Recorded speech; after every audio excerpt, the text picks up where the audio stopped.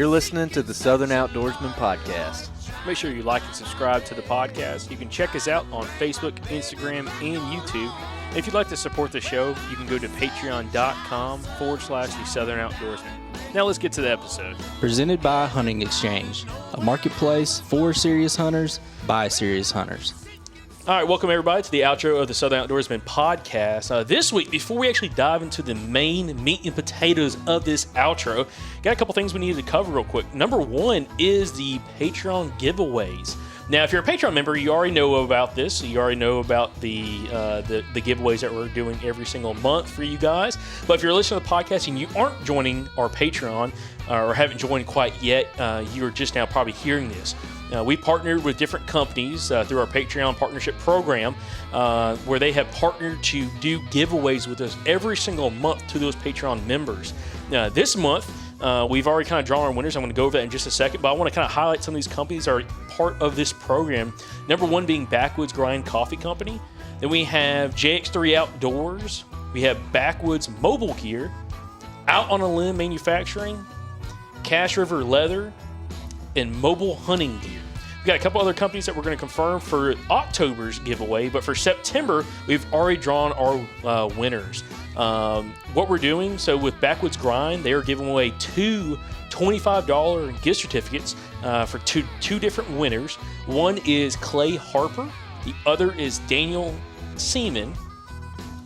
Next, we have, with Backwoods Mobile Gear, we have a $75 store credit going to the winner, which is Justin Johnson. Then we have JX3 Outdoors giving away a $75 store credit as well. This is going to the winner, Garrett Ponder. Next, we have Out on a Limb Manufacturing. Our buddy over there, Matt Garris, he's donating, again, $75 a store credit every single month. And also, Matt's actually going to be donating a set of 4 Shikara sticks for a larger giveaway we're going to be doing this later this fall with a Hush tree stand. But that $75 store credit, the winner for that is Nick Rice. Next, we have Mobile Hunting Gear, and the winner there is for a custom set of stick talons for hanging your sticks or packing your sticks into the woods, or also for climbing the tree. Those stick talons will be custom designed and made to the sticks that you use. And the winner of that prize, which range from between $50 and $75 based off what the winner selects, is Justin McGillis.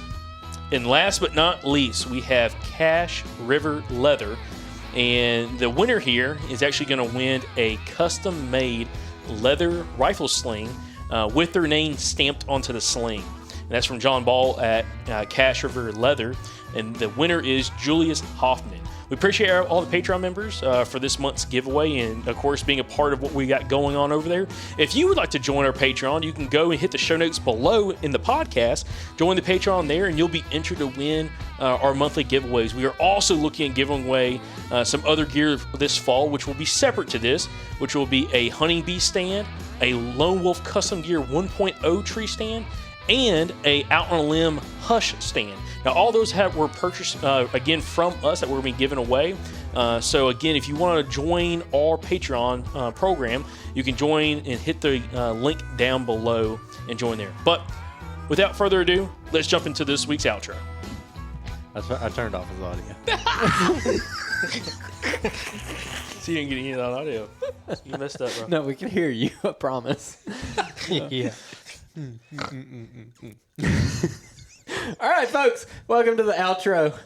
We're struggling through this one right here, boys. We're struggling through this one. This is the outro for Mr. Richard Fott's episode. We're going to be discussing that episode. We got some listener questions on this episode that we're recording because, unlike usual, we're recording this like a week later. We didn't record it that night because we ran till like midnight, and I had to work the next day. So No, it was because I wasn't able to be a part of it. That's what it was. Yeah. No, that's not. It was Friday, and he could only record on Friday night. So that's kind of what it was, but it was more the fact that we got done recording with Richard, and it was already late.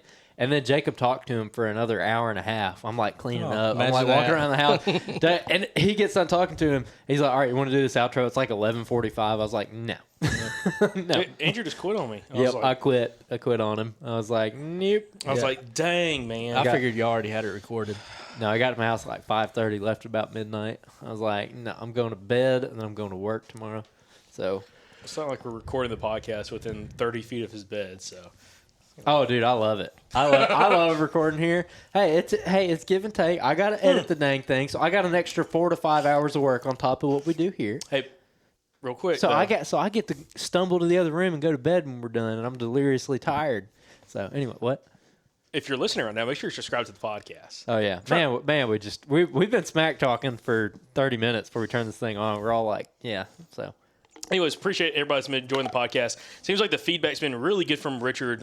Seems like y'all have been absolutely enjoying the episode, sharing it with a lot of buddies, which has been awesome to kind of see that. But appreciate the feedback. Keep sharing it. Yeah, keep sharing it. Share it with your friends and other hunting buddies. You hear Jacob creep sharing it. Keep sharing it. Easy. Lord, God, it's gonna be a long outro. A little bit more of that Captain Morgan for you. No, I'm okay. Anyway, guys.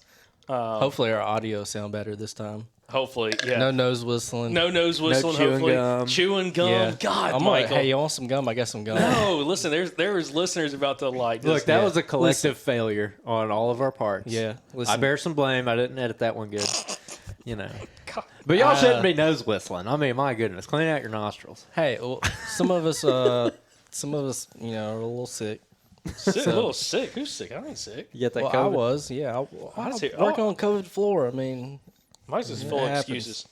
You I get take that care of built-in COVID. Any given time, I can be like, well, I was exposed to someone who was exposed to COVID. I need 14 days off. I don't know if my work still does that or not. We're gonna find out. I'll find out in November. My boss was talking one time. Man, I don't know if Yeah. it was- Does he listen to the podcast? Yeah, that's he was talking about mental health days. He took a day off. He's like, man, if y'all ever need a mental health day, just kind of like clear your mind and everything, just go ahead and take it. I was like, I promise you, I'll have a mental health day about December 12th. yeah. I needed one after Saturday night at work. Holy cow. I'm like, I'm gonna have some mental health days this fall. I promise. Yeah, it's gonna be matching with the cold I front. won't have many in the summer, but I'm gonna have some in the fall. That's what I told everybody at work. I was like, listen, all y'all, because everybody I work with has kids, and I'm like, listen, y'all take all the time off you want in the springtime, the summer, but come the end of August through February, that's Jacob time. Okay, that's when I'm not gonna be at work. Okay, That's bull crap. I know, but Yeah, listen, no, that's BS. I was about to say, that sounds good on paper, Yeah. but Jacob, you can't miss this cold front that's coming through. Oh, man, I got to work. good thing.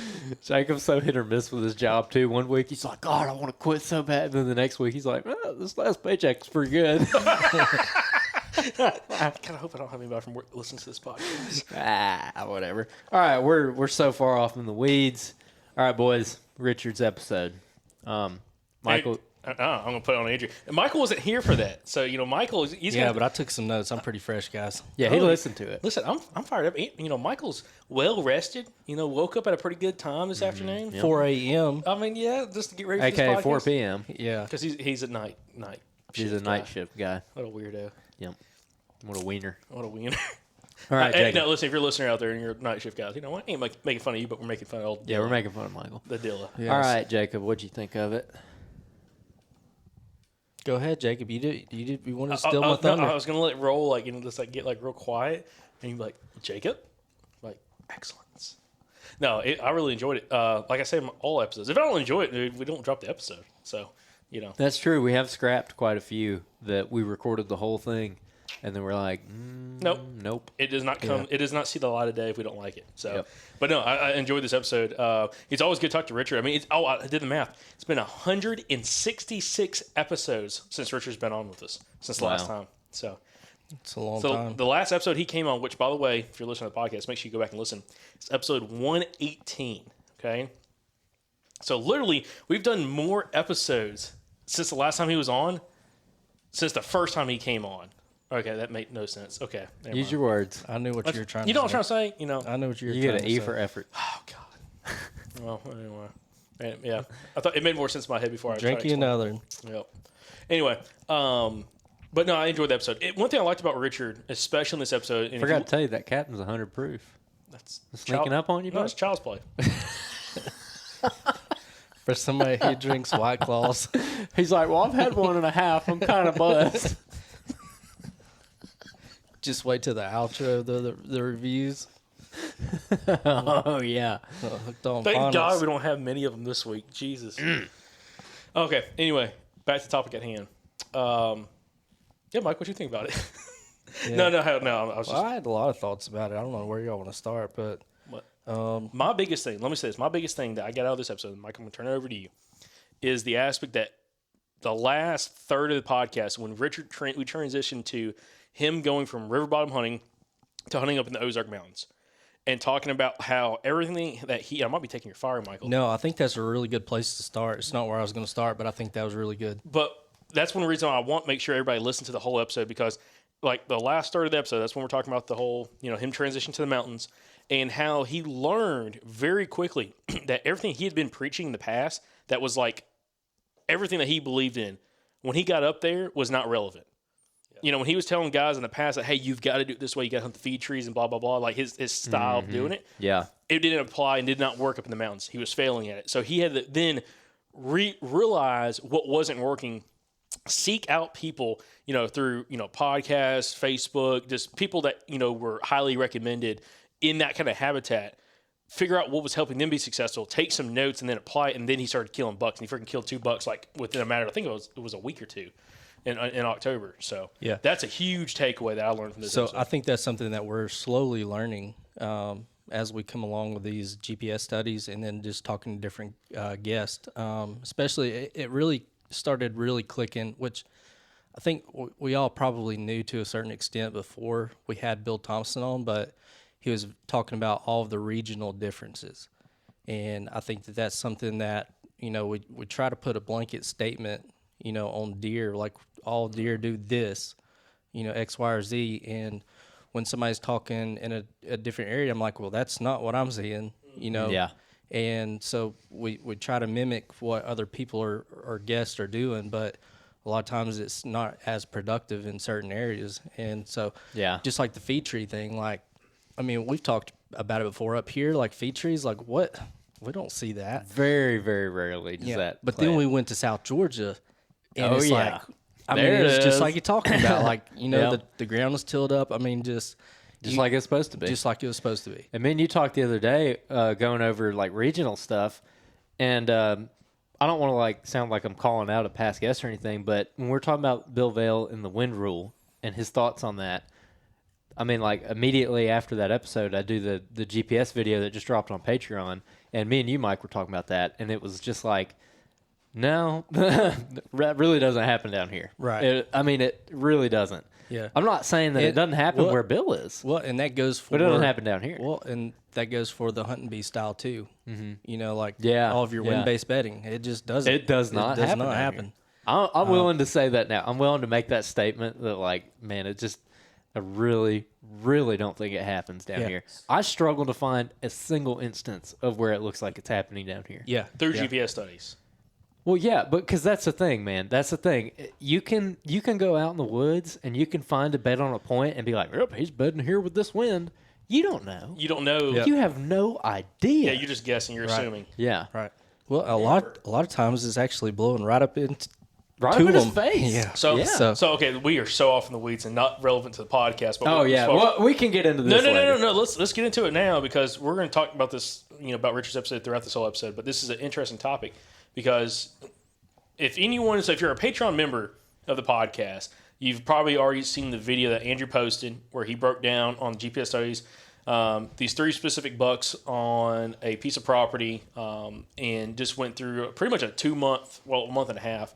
it's 2 months. Well, 2-month rundown of daily movement. Okay, for each buck, in correlation to temperature, wind, weather. Well, I don't know. Did you ever look at weather like storm fronts or anything that pushed through? Oh yeah. Okay, so looking at the whole 9 yards. But anyway, and one thing that you got out of that was, again, just based off one buck in particular, you think it's a little bit older of a deer, just the lack of awareness to wind bedding, or even in traveling, except for some points. I know you said at some points when he was going to a destination food source, like a food plot, I believe, if Yeah. he had a certain wind, he was going to this one if it had a certain wind.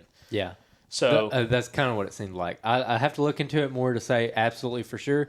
But there was this one food plot that he never went to. He went to it twice, and both times there was a wind, like an east wind, where it looks like he was probably wind checking it.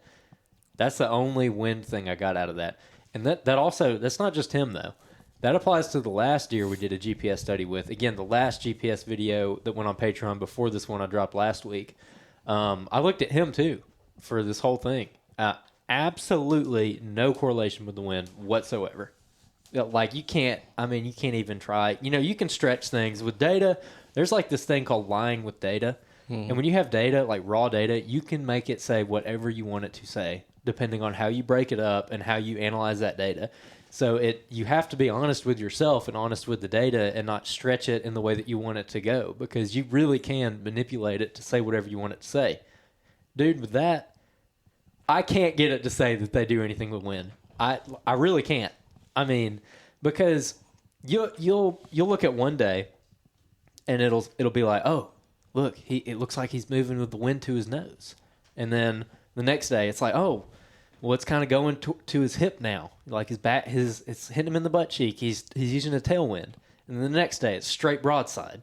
And then the next day it's in his face. And it's like, yeah, you could maybe say like, oh, he's using the wind this or that way. I'm like, when you just look at what it is, you look at the raw data, you say, okay, out of the 7 days I just looked at this deer, he traveled with the wind 360 degrees around him. That's not a pattern. There's no pattern there at all. Every day was a different kind of wind, like quartering to him, straight in his face, straight broadside, straight to his back, straight to his butt. It's different every single day, so you can't draw any pattern out of that. But if you're biased and you're looking at it, you could say, oh, yep, look, there he is. He's using a tailwind, even though 4 out of the other 7 days he wasn't doing that. Yeah. This podcast is supported by Hunting Exchange. Now, Hunting Exchange, if you haven't heard, is an app for iOS and Android that is your one-stop shop to buy and sell all of your used hunting equipment. Now, the great thing about this, especially as a buyer, you can go on there and find some great deals on used equipment from other outdoorsmen from across the country. One great thing you go on there, unlike social media platforms like what you would find on, say, like Facebook, you can actually go on Hunting Exchange and find some great deals on bows, tree stands, saddles, technical apparel, knives, broadheads, the whole 9 yards, really. One great thing about it is, again, it's secured and supported by PayPal. So when you go on, all your purchases are insured through PayPal, so you can buy with confidence. Now, the great thing is also as a seller, you can go on there and be a part of a great network of other outdoorsmen and be able to go on and sell whatever gear you'd like and be able to reach more people without having to worry about being banned or blocked on social media platforms like what we see on Facebook. Again, it's a great place to go, purchase your gear, and also connect with other outdoorsmen across the country. This podcast is supported by Mark's Outdoors. If you're from around Birmingham, you know of a staple in the hunting community here, and that would be Mark's Outdoors. They've been in business in the same location for over 40 years, family owned and operated, and they have a reputation for being one of the best bow shops in the Southeast. As we inch closer and closer to deer season, if you haven't already, it's time to dust off that bow and make sure that she's ready to roll for this hunting season. Go stop by Mark's Outdoors and check out their archery counter with Mark and Robbie, 2 guys I've known for years, excellent bow techs. They've worked on my bow since I started bow hunting. They got all the knowledge and accessories that you need to get ready to rock for this bow season. While you're in there, also make sure you check out their gun counter. They got a ton of nice rifles, for everything from AR platforms to nice deer rifles, and a bunch of nice shotguns as well. They also have one of the best knife selections in Alabama. I mean, really nice stuff. All kinds of custom knives in there, and their ammo selection is just unbeatable as well. We're thrilled to have Mark's Outdoors on board, and we thank them for supporting the podcast. Now we're going to ask you guys to go support them. And I even took it a little bit step further, which was the different types of cover. So when they go into thick cover, how are they using that wind to their advantage versus what you'd assume is a more open area like hardwoods? And I couldn't make heads or tails there No either. difference. Yep. Yeah. No difference. One thing I'm curious with is, again, use of thermals in some of those areas. Mm-hmm. And like for like bedding locations and also how they're leaving beds. One thing that you mentioned in the video, but I didn't agree with, was you only saw one possible way or one possible day or movement spot for one buck that looked like it was a J hook. Mm-hmm. And I'll say this why I have a disagreement with that is just not even a disagreement, just a statement to say is if a buck's doing a J hook, unless he's taking his like sweet time, because those pins are once every hour. Mm-hmm. Yeah, he could J hook something very easily in less than an hour, and like it won't look like a J hook. You know, he could come in. You're right about that. And it could look like where it's like, it looks like he's a pin's directly parallel to where he ends up bedding at. And it looks like he just walked straight to it. Well, he could have, in that matter of an hour, circled, came to that bed spot within the hour, and then it looks like the pins are directly, horizontally next to each other. But he might have circled inside that hour. That's true. That's very true. So I brought that because, the reason why I say that, and we're going to have Bill Thompson back on in the future, and he talked a lot about the J hook. Like seeing that in the data, but he has access to the data that's every 15 minutes, and also has live data on deer, like on wild deer that has live call data. So at any point he can pull up a specific deer and see what it's doing. And I think that's the only way you could truly tell how they're doing those small subtle movements, unless they're taking their sweet time. Because I mean, an hour is a long time for either a deer to move or not move, which is interesting. But again, long story short, it looks like all the deer they're just doing that. What do they call it? Elliptical kind of pattern. Yeah, for the most part. My only counter to that would be that if I'm looking at 2 months of data where I have a pin every single hour, at some point in that data, you would think that you would find, even though it's an hour, that's not the best as far. I mean, the perfect scenario would be if it was like a track, like you do on Onyx or something. But even with an hour, you would think that you would find some kind of wind pattern, okay? And this is my problem with wind-based bedding. And even for places like up north, like where Wisconsin, like where all these hunting beast things like kind of came from, I guess, and this is something I didn't really think about until I started doing the GPS stuff and I started looking at it on the map because I'm like a very visual person. But when old Bucky Bighorns is over here at point A feeding, and he's going to bed a mile in the other direction, okay? And he's going to this one bed. The time that he leaves that spot and starts heading over there, and the time that he gets there, the wind could be doing two completely different things. Because, it might start as like a north when he starts going down towards there. And then by the time he gets there, all of a sudden it's a west or an east or a south. And so they can't predict. He can't be like, oh, I'm going to go to that ridge point over there because it's a south wind. Well, by the time he gets there, it might have changed. And that's another thing I have not seen is them getting up and moving when the wind shifts. I want to say this too. We're looking at Alabama deer. Just like we mentioned earlier, tactics are different. Some people swear by certain things in some areas and it works. You go somewhere else, different habitat, different region of the country, it's totally different. I think it's the same thing with that because if you think about deer up north, the later in the season they get, the more and more consistent I'm thinking their winds are. This is just an assumption, okay? Maybe we can talk to somebody about this that, studies weather fronts or something up there. But like more consistent winds, as in directional winds. Later into the season, there are more north winds, northwest winds, whatever the situation is. Down here in the south, we're so close to the equator. It could be flipped on its head at any point. I don't know about that. You don't think so? I don't know, because I hear people from the north complain about inconsistent winds too, specifically in hill country. Because it doesn't matter where you're at. Well, I'm not talking about switching winds. I'm just talking about like if you have a weather front or whatever, like having like some more consistency. The more north you go than south. Maybe it's not. I'm just assuming and making assumptions. It's a good point. It's worth looking into. So I'm not saying that's the case, but that's just something I've thought about because it's like, and also I've said this before. I'll say it again. The availability of thick cover and what thick cover is to somebody, say up in Wisconsin and Minnesota or something like that, compared to what we're finding down here. I mean, I've seen some really thick stuff, on video from certain guys, cattail marshes and stuff like that. But it's not like from what I've seen, like in a privet thicket or something, where you have like different age, like kind of where I was hunting this past weekend. It was a freaking privet thicket, and it's thick at all points of the year. Leaves never fall off. It looks exactly the same at all points of the year, and just nasty habitat. So stuff like that. I don't know. There's just so many factors there. That's one reason I want to get our hands on some data from up north and see if it's similar. I would love to. I would. I still hold my point though that. Kind of like what Bill said, like deer are instinctive animals, and I don't think that they reason to the point where they're like, "Ooh, the wind is switching. I need to go get on that point." I truly don't. I'm not saying they don't. I'm not saying that anybody's wrong necessarily, because there's guys that do it that have success. But I'm just saying there's probably a lot of confirmation bias that goes on. And Mike, what me and you talked about, which I know you're trying to say something, and I'm like totally cutting you off, but what me and Mike talked about is like if you take what somebody says in I don't know, Indiana, and that's what they've had success on, and it works for them up there, and you just try to hammer it down your own throat here in Alabama or in Georgia or Tennessee or Mississippi, it's probably not going to work. And you're probably doing more damage than good in some cases. That's what me and him talked about the other day. So what I was going to say with the wind-based betting, what I've seen when people talk about, or like usually it's like video and deer, like they're hunting video and deer, and it's like, oh, the wind switched. Like I've seen in a couple of scenarios in hunting videos where the deer, instead of getting up and moving, they'll turn their head to a different direction. So if they're facing out, say like the deer's sitting there and they're facing out left, and you'd think like the wind was coming over like their tail, and they're looking out to the left. If the wind switched around and now it's coming from their left-hand side, them shifting their face around to where it's facing basically the opposite direction. So basically they're keeping eyes in the opposite direction of where the wind is coming from in that certain scenario. Like, Yeah. have you noticed that? Have you paid attention to anything like that? I've never seen. No, I haven't seen. I mean, I can see that being the case, but I'm like, I haven't seen a person like watch the deer in a bed and see a wind switch or something, especially like a buck, and see his reaction. But I mean, that would make more sense than him like totally getting up from where he's going or where he's bedded at and he's already comfortable.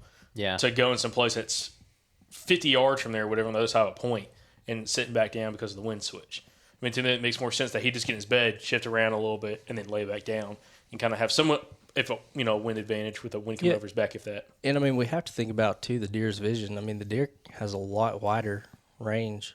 Yeah. Where they can see. So, I mean, they're really cutting that distance compared to what we can see.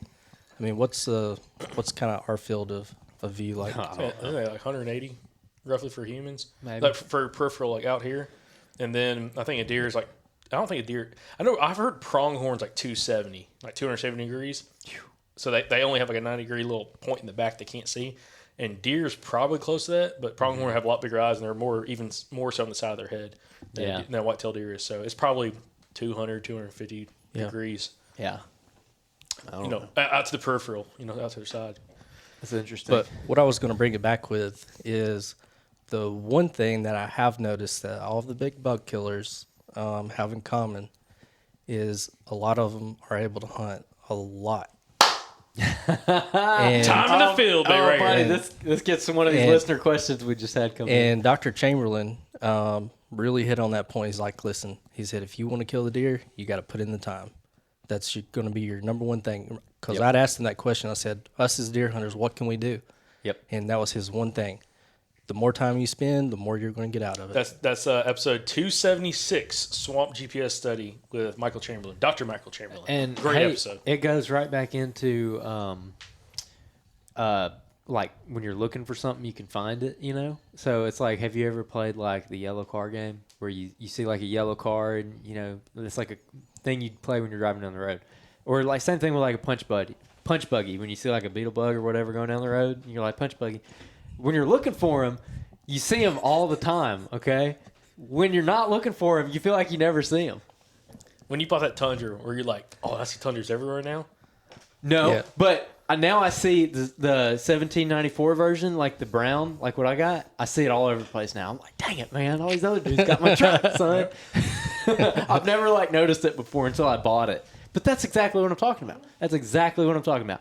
If you're a big buck killer and you spend a lot of time in the woods, okay, and you have good success, it's probably pretty easy for you to look at something that you think is contributing to your success.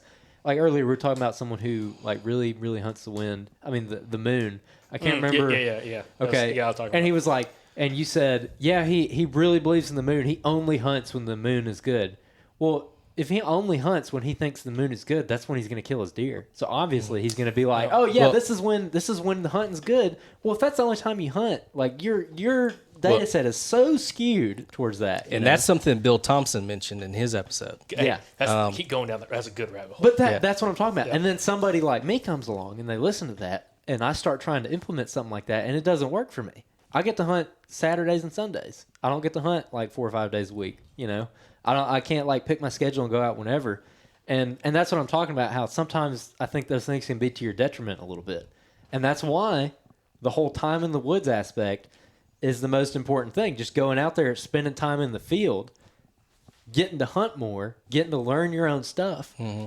Because then you can go to your own conclusions of what you think is making you successful, and you might be quote unquote right, in your own head. That sounds bad. I'm not trying to say it like that, because if it works for you, it works for you. It goes back to Richard's episode 118, and he talked a little bit about this, and Mike, I'm about to transition over to you. But it's hunting with confidence. Whatever you do, as long as it's legal and it gives you confidence, do it. If you if you're about scent control and you're going to spray down and do all this stuff, and it feels like you're successful doing it, do it. Awesome. Congratulations. Yes. Like, if you say, hey, I'm just going to play the wind and have confidence to do it, great, dude. You do you. If you're going to call a whole bunch, you have a lot of success calling. That's awesome, dude. Yeah. Do whatever makes you successful and whatever you feel makes you successful. Well, and that's another thing that Bill Thompson mentioned. He said that if someone is more confident in their setup or whatever is triggering them to go hunt, they're going to be walking in slower. They're going to be more meticulous about their setups. They're going to do everything To the T. I remember one time I was listening. I think it was Wired to Hunt, and Lindsey Thomas was on there. I think he was with QDMA at the time. I don't know if he's still with QDMA, but he was talking about some study they did on harvest rates. And I remember listening to this. This was like years ago. And I was like, I was on the edge of my seat. He was talking about like, what is the number one determining factor of like when people are killing deer? Is it weather, moon, or something else? And he like builds up. And you know what the number one factor was? Whether or not it was a Saturday. He's like, none of this stuff. Like, you think guys get out there and they make like these assumptions and they preach it, and it's not necessarily bad. It's not necessarily good, but I think taking it as the gospel and kind of running too fast, too far with it, I think it does like kind of work to your detriment some. So I don't know. That's my rant for this outro, I guess. That's pretty good. Yeah. Which was the clap? I think it's this one. No, I got the track turned off, or it's not on the air. That's unfortunate.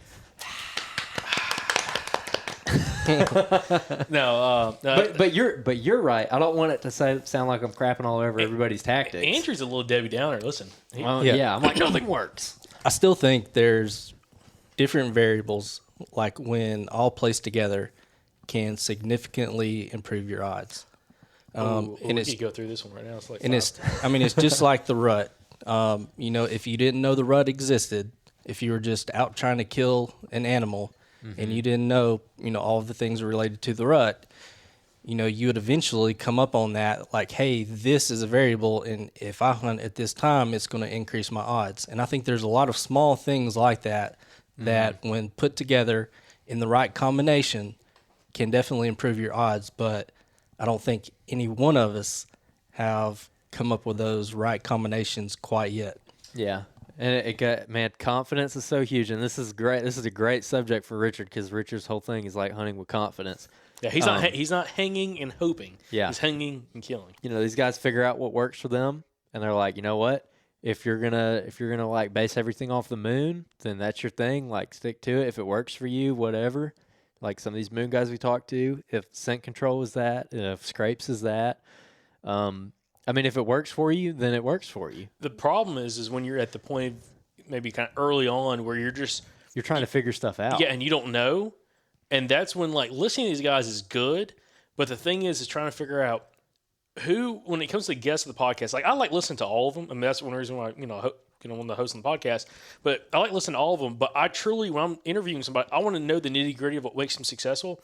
But on the flip side, I'm trying to think, okay, how or does this even apply to me where I'm at? Because if I'm talking to somebody, say Bobby Worthington, okay? Yeah. He's talking about hunting Illinois. I haven't hunted in Illinois yet, okay?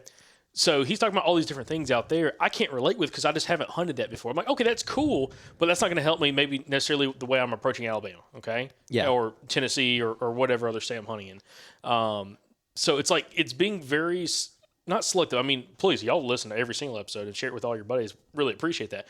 But it's really figuring out, like, finding somebody when you listen to them on a podcast or you see them on social media or you talk to somebody at the local store, making sure they're hunting similar areas. You don't need to be this might sound terrible too. You don't need to be necessarily taking advice. If you're hunting public land, you don't need to be taking advice necessarily from somebody that has like a 3,000 acre lease or club that's $5,000 a year to be in. Yeah. It's a trophy club and they're killing 160s or better. It's so different. there's probably some things there that might be relevant to you, but it's just a totally different situation. It's apples and oranges compared to what you're dealing with. And it totally ties back into, which we get this question a lot from listeners, is how do you make sense of this, or how do I make sense of this? Because everybody you listen to, all these like quote unquote experts, they contradict each other, and that's the point I'm trying to make. Is Billy Bob over here might love the moon, and he's like dead set on the moon, and he goes out and kills big bucks on the moon. He might be 100% wrong on the moon. Like, there's nothing to it. If like God could come down and tell us the truth on the moon and be like, yeah, no, there's absolutely nothing to that. Well, it's still working for that guy, and what he's doing, he has confidence in. This other guy over here who doesn't pay attention to it, he's having the same amount of success, but he's equally as confident as it in his own tactics. So that's why two guys with two totally different ways of doing things can have the same amount of success. Well, and it all goes back to those little tweaks and variables. Going back to our last guest, which was, 2 guests ago, which was Bill Vell. We were talking to him the other day, and we were talking about the moon. And we were talking about having the new moon and the full moon. He said, the new moon, these bucks are working those scrapes and basically all congregating around those times. Like, there was more all-day movement, but there was also like this midday movement. And there was also... For the full moon, he said they were up midday. He said, but there's a difference. And he said the difference was the deer around the full moon are up feeding. They're in the feeding areas, and that's what they're doing at that point, is basically focusing on the food. Which, if you weren't thinking about that, you would think, hey, all of this is related to the same thing. It's just the moon. One person could be hunting a feeding area. One person could be hunting like maybe a doe bedding area or somewhere where the scrapes are, and they're two different places, but you're not going to see the same results, because if you're hunting a full moon midday and you're hunting the feeding area, you're going to see the deer. If you're hunting this other area, like the bedding area or where the scrapes are, you might not be seeing that same movement. yeah. So it's things like that to just keep in mind. Yeah. Yep. Yeah, and you can go so deep with all that. Yeah, I mean, No, but there's so many different ways to look variables. at it. Yeah, that's the thing. That's one thing I love about deer hunting, is there's so many different ways to be successful, and to go out and be successful like with your own style and tactic. And that's great for a podcast, because that means there's so many different people we can talk to, and they all have their different takes. Yep. I'll say this: listen, guys, turkey hunting is awesome. There's only so many things to do with turkeys. Okay. Oh, yeah. It's pretty straightforward. It's pretty straightforward. Okay, it's pretty straightforward. You go back and listen to turkey episodes. There's a couple guys do stuff a little bit differently. Some guys a little more patient than others, but it's a lot of the same premise. Deer hunting, it's a complete 180 from one guy to the other when it comes to like what makes them be successful. And like you said, one guest could totally contradict another guest, but they're all successful because they have confidence in what they're doing. And that's what Richard talked about in this episode. So that's what he talks about in episode 118. It's hunting with confidence, kind of molding your way of what your personal beliefs are where you're hunting, and then kind of mold that into, picking up some things from some other guys, some other people that are more successful in the same habitat as you, same region of the country as you, and then come up with your own conclusions. And whatever makes you confident, do it. The thing is, this is one thing I'll preach as well. Don't always, especially on social media, because social media can get like so crazy, and we're getting out from the weeds on this too, but don't talk down, like don't discount somebody because they're doing something that they think successful the way they're doing it if it's completely opposite of you, okay? Because that doesn't help anybody, okay? Like arguing or anything like that. Like if somebody is huge in scent control and they truly believe it, okay? And then somebody's like, oh, dude, it's complete BS. Like there's no reason to get in arguments for it, okay? Mm-hmm. A guy, you can believe in whatever you want to believe in. Have an open discussion. Cool, I don't believe in that, but that's awesome, dude. You're having success. Go have fun with it. Yeah. And then go about your own way and kind of doing your own thing. Like, don't worry about getting in a whole discussion and debate about everything. Well, Cruiser Saddles is the newest addition to companies supporting this podcast. Cruiser is the maker of saddles and saddle hunting gear. Me and Jacob actually met Chad, the owner, at our Bows and Brews event in March of 2020. We were demoing a lot of different saddles there from a lot of different companies, and he showed up with his products, which were brand new at the time, and everybody there was extremely impressed with them, including me and Jacob. We ended up getting some of his saddles for this past hunting season, used them all year from, basically we started hunting in August and hunted until February. No complaints, Really liked them. The durability was there. The comfort was there. The wearability was there, walking in and out to the stand. So we're very impressed. You can go back to some of the episodes from last year and actually hear us, live through the season talking about these things. We talked about them a lot in the podcast from last year's season. Just really impressed, and we think you would like them too. So go to their website and check them out. We ran the XC. Orders ship the same day or next day unless otherwise indicated, and you get free shipping on orders over $300. We really appreciate Cruiser for supporting this show. You guys go show them some support as well. Whoa, guys. Hold on now. You've been listening to a lot of our content, getting a lot of free content lately. If you've been listening to the show for quite some time and enjoy the show, one way you can help support us is join our Patreon. If you join the Patreon account, you get access to all kinds of content, including GPS studies, giveaways, and videos. Now click the link in the show notes below and join the Patreon today. All right, so you say you're a fan of the Southern Outdoorsman podcast and you love the show. You tell all your buddies. You might even leave us a review on iTunes, but you're not rocking Southern Outdoorsman merch. What's going on? Now, you can fix that today. Just head on over to our website, southernoutdoorsman.com/shop. You can check out the new t-shirts, new decals, and everything else we have on the website. Or, better yet, you can click the link in the show notes below and go directly to the website from there. Love to see you in the Southern Outdoorsman merch. Thank you guys for the support. Even with scent control, there's so many different factors. You go to look at humidity in a certain area or region of the country. You look at whether it's hot or cold.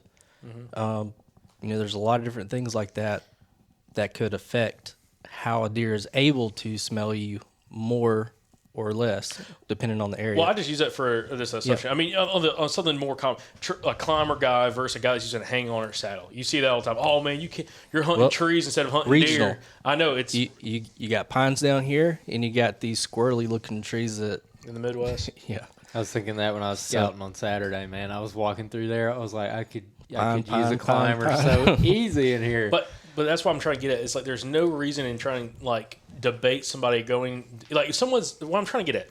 If someone's having success what they're doing, great, congratulations. Let them be. And the same thing with you. If you're having success what you're doing, that's great. If you can learn or pick up a couple things that makes you even more successful, even better. But there's no reason. There's so many different ways to be successful killing whitetails. Nobody has to do it the exact same way that you're doing it, or like a guest is doing it. Right. That's what I'm trying to get at. And you can take someone's success and try to mimic it. And if it doesn't work, you can try to put your own little tweak on it, your own little spin. Like Michael, grabbing sticks while he's hunting the ground and sound like a deer walking around and calling, big old buck in. Yeah, boy. Hell yeah, boy. No joke. You did that last year if you're a new listener. Go back and listen to that one. Finesse, big deer. Finesse deer calling or something? Yeah, finesse deer hunting tactics. Just search on iTunes or whatever. It'll pull it up. But back to this episode, though. So when Richard was talking about the whole aspect of having, he gets out of his comfort zone of hunting river bottoms. He's got 3 decades plus over 3 decades of hunting. Can I say one thing? Okay, go. Okay, I'm going to forget. It's been on my mind for 5 minutes while you are talking. I will forget if I don't say it right now. You know what? One of the best tips for right now, this time of year, that Richard talked about was finding the pattern of the feed trees. Okay, finding he's got his group of people, and they'll go out and they'll be like, "Oh man, I'm finding this oak tree is dropping right now at down by the creek. This species or yeah." He's like, "Oh yeah, this pin oak is dropping right by the creek." Okay, they're hammering it. Yeah, and they're hammering it, and then all the rest of them, they're not going to hunt the same spot. But, maybe they're on the same property or in the same county or something, and then they all go out and they start walking creek bottoms looking for pin oaks, and then bam, they're on that pattern, and they're helping each other out. Well, that's something that could directly apply. If you hunt a couple miles down the road from your house and you've got a white oak in your backyard and it's just raining acorns right now, then that's something you should go look for out there. Find that pattern, because that's not something. It's something I realized on Saturday when I went scouting. Because at the higher elevations, I was in a very, very hilly, very rough part of the place that we hunt. High elevation compared to a lot of other stuff around there. And at a certain elevation line, there was a bunch of chestnut oaks, and they were raining. No wind. Just dropping all morning, dude. Everywhere you looked, there was acorns all over the place, dude. All over the place. And then I dropped down to the creek bottom, and there's nothing. Okay? And then I go back up, and there's more at that same elevation line, dude. So that area you're in, by the way, there's more chestnut oaks just up that drainage. Yeah. Okay. They're everywhere. They're everywhere. There's huge ones down there, too. But the problem is, and this is what we learned, and I've talked to other guests, I never really found deer feeding on them. No. Like, they don't touch them. Well, I didn't. No, that's not true. Well, okay. Well, when I hunted in up from where you were at, this was like 2016. They were dropping, and there was a couple red oaks across from me. And they were hammering the red oaks? And dude, they like every deer was under these, and like I had chestnuts all around me oaks, and they're huge, dude. Oh, they're huge. giant. And and I'm like, what is going on? And like they would, I couldn't. There was no sign of deer underneath them. Yeah. And but like under those couple red oaks, dude, they were getting hammered, and that was like that was early supposed to. That was like mid-October. That was something I was going to mention too. Is walking through all that stuff, all the trails in there, beat down. I mean, beat down. Lots of track. Every single trail I walked on had fresh tracks on it. Like the deer just all in there, dude. But the feed sign, there was like 3 or 4 spots in the 2.5 miles I walked. There was 3 or 4 spots where there was like legit feed sign on the ground. Mm-hmm. So even right now, yeah. So there's just so many of them though. That's another thing. Like they're everywhere. what, Yeah. the chestnuts. I'm pretty sure. Just oaks. They're around that one elevation band up at the military crest. Yeah, absolutely. Yep. They are literally Every tree. every other And they're tree big. is a chestnut oak. They're huge. But were there only certain ones that they were hitting? Yeah. Yeah. But So- it seemed more spot specific where they're like where the trail wraps around to a point and it's a little bit more flat.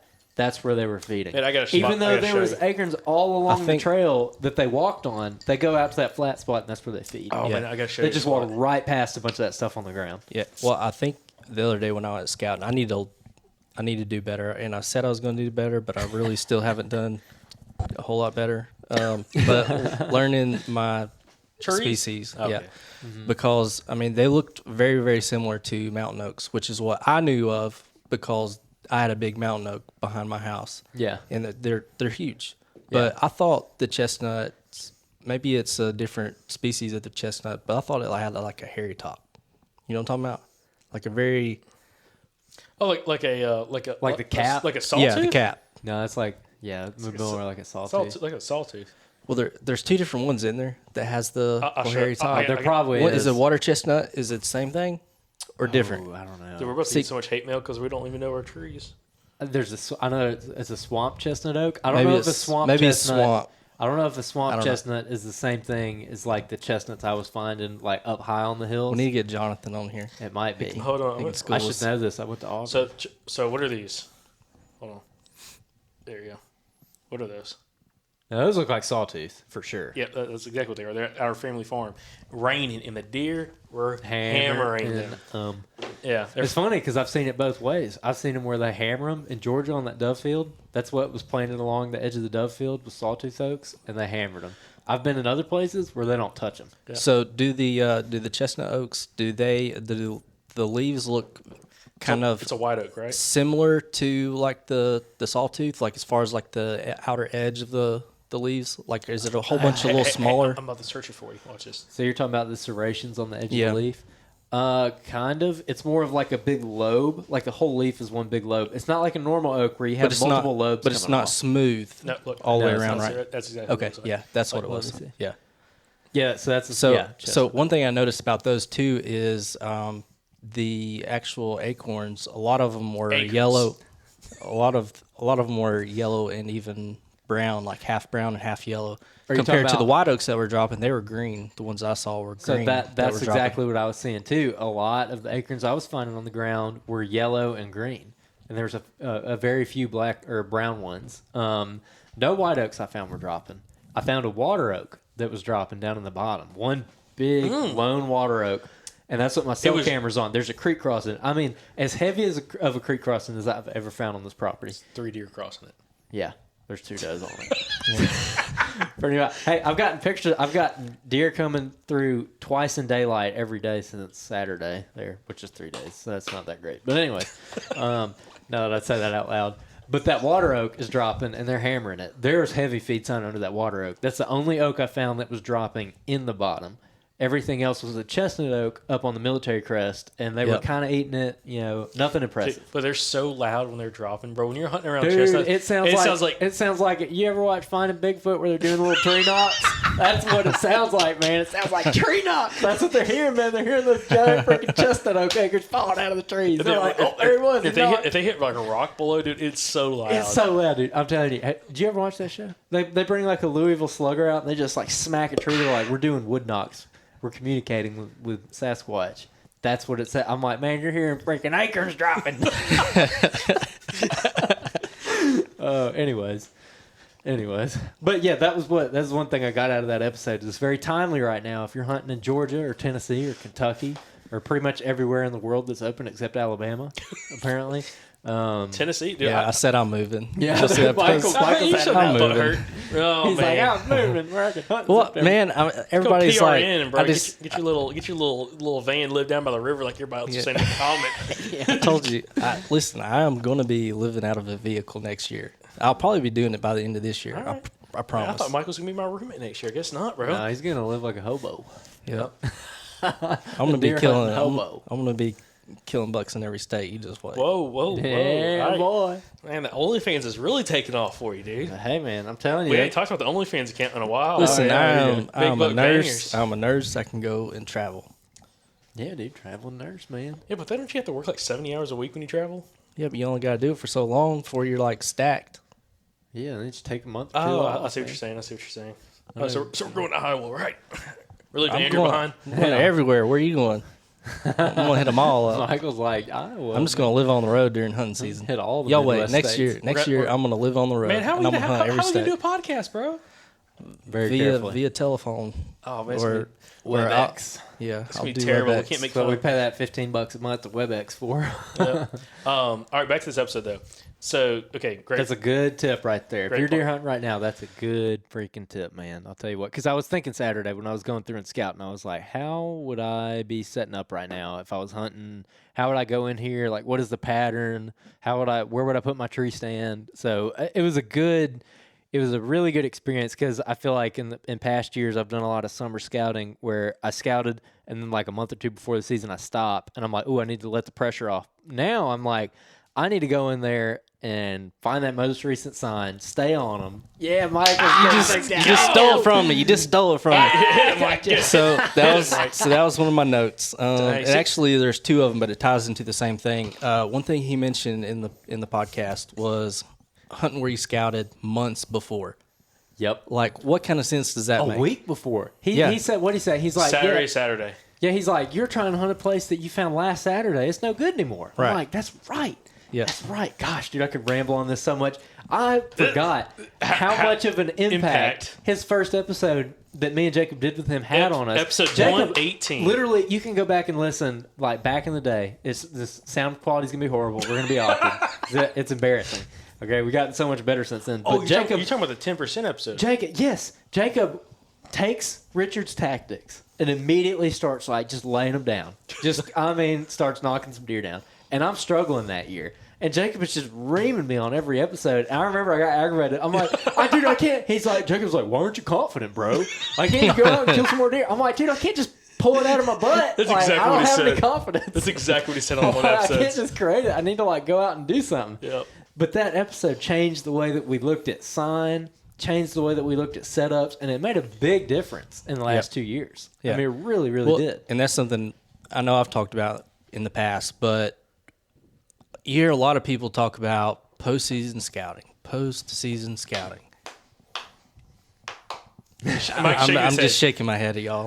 No. I'm too distracted with turkeys that time of year. There's certain situations where, yes, that is good, but most of it's related to sign. That's what I was going to say. And funnels and stuff like that. Right. So if you're trying to kill deer at other parts of the year, you need to be finding where they're feeding, where they're bedding, and you're only going to figure that out if you're in the woods and it's in season, in my opinion. The postseason scouting, I mean, it's not going to hurt anybody by any means by doing it. No, more time in the woods is going to key you in and a understanding lot a better lay of the land and where that sign was from pre-rut to rut. Find those rubs, those scrapes and stuff postseason. That's awesome. Yeah. But like you're saying, that's not going to apply for early season, like when season opens. And if your goal is to try to kill deer early season, now listen, if your goal is not to kill a buck early season, then you probably could just, again, find your rut spots postseason, really scout that out, and then come early season, you're trying to shoot a couple does. That's cool. Just, kind of do your little scouting through the woods and everything, find that little hot spot with that feed sign and everything else and shoot a doe. But if you're trying to have success with the bucks, I mean, you've got to find what they're doing at that point in time. Yeah.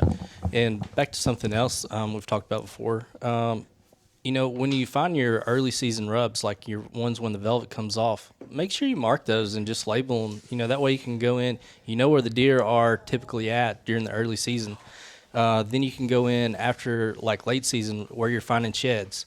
If you're finding sheds in a certain area, then focus on those for your late season hunts, before season goes out, because those are, probably a good chance that's going to be where they're at.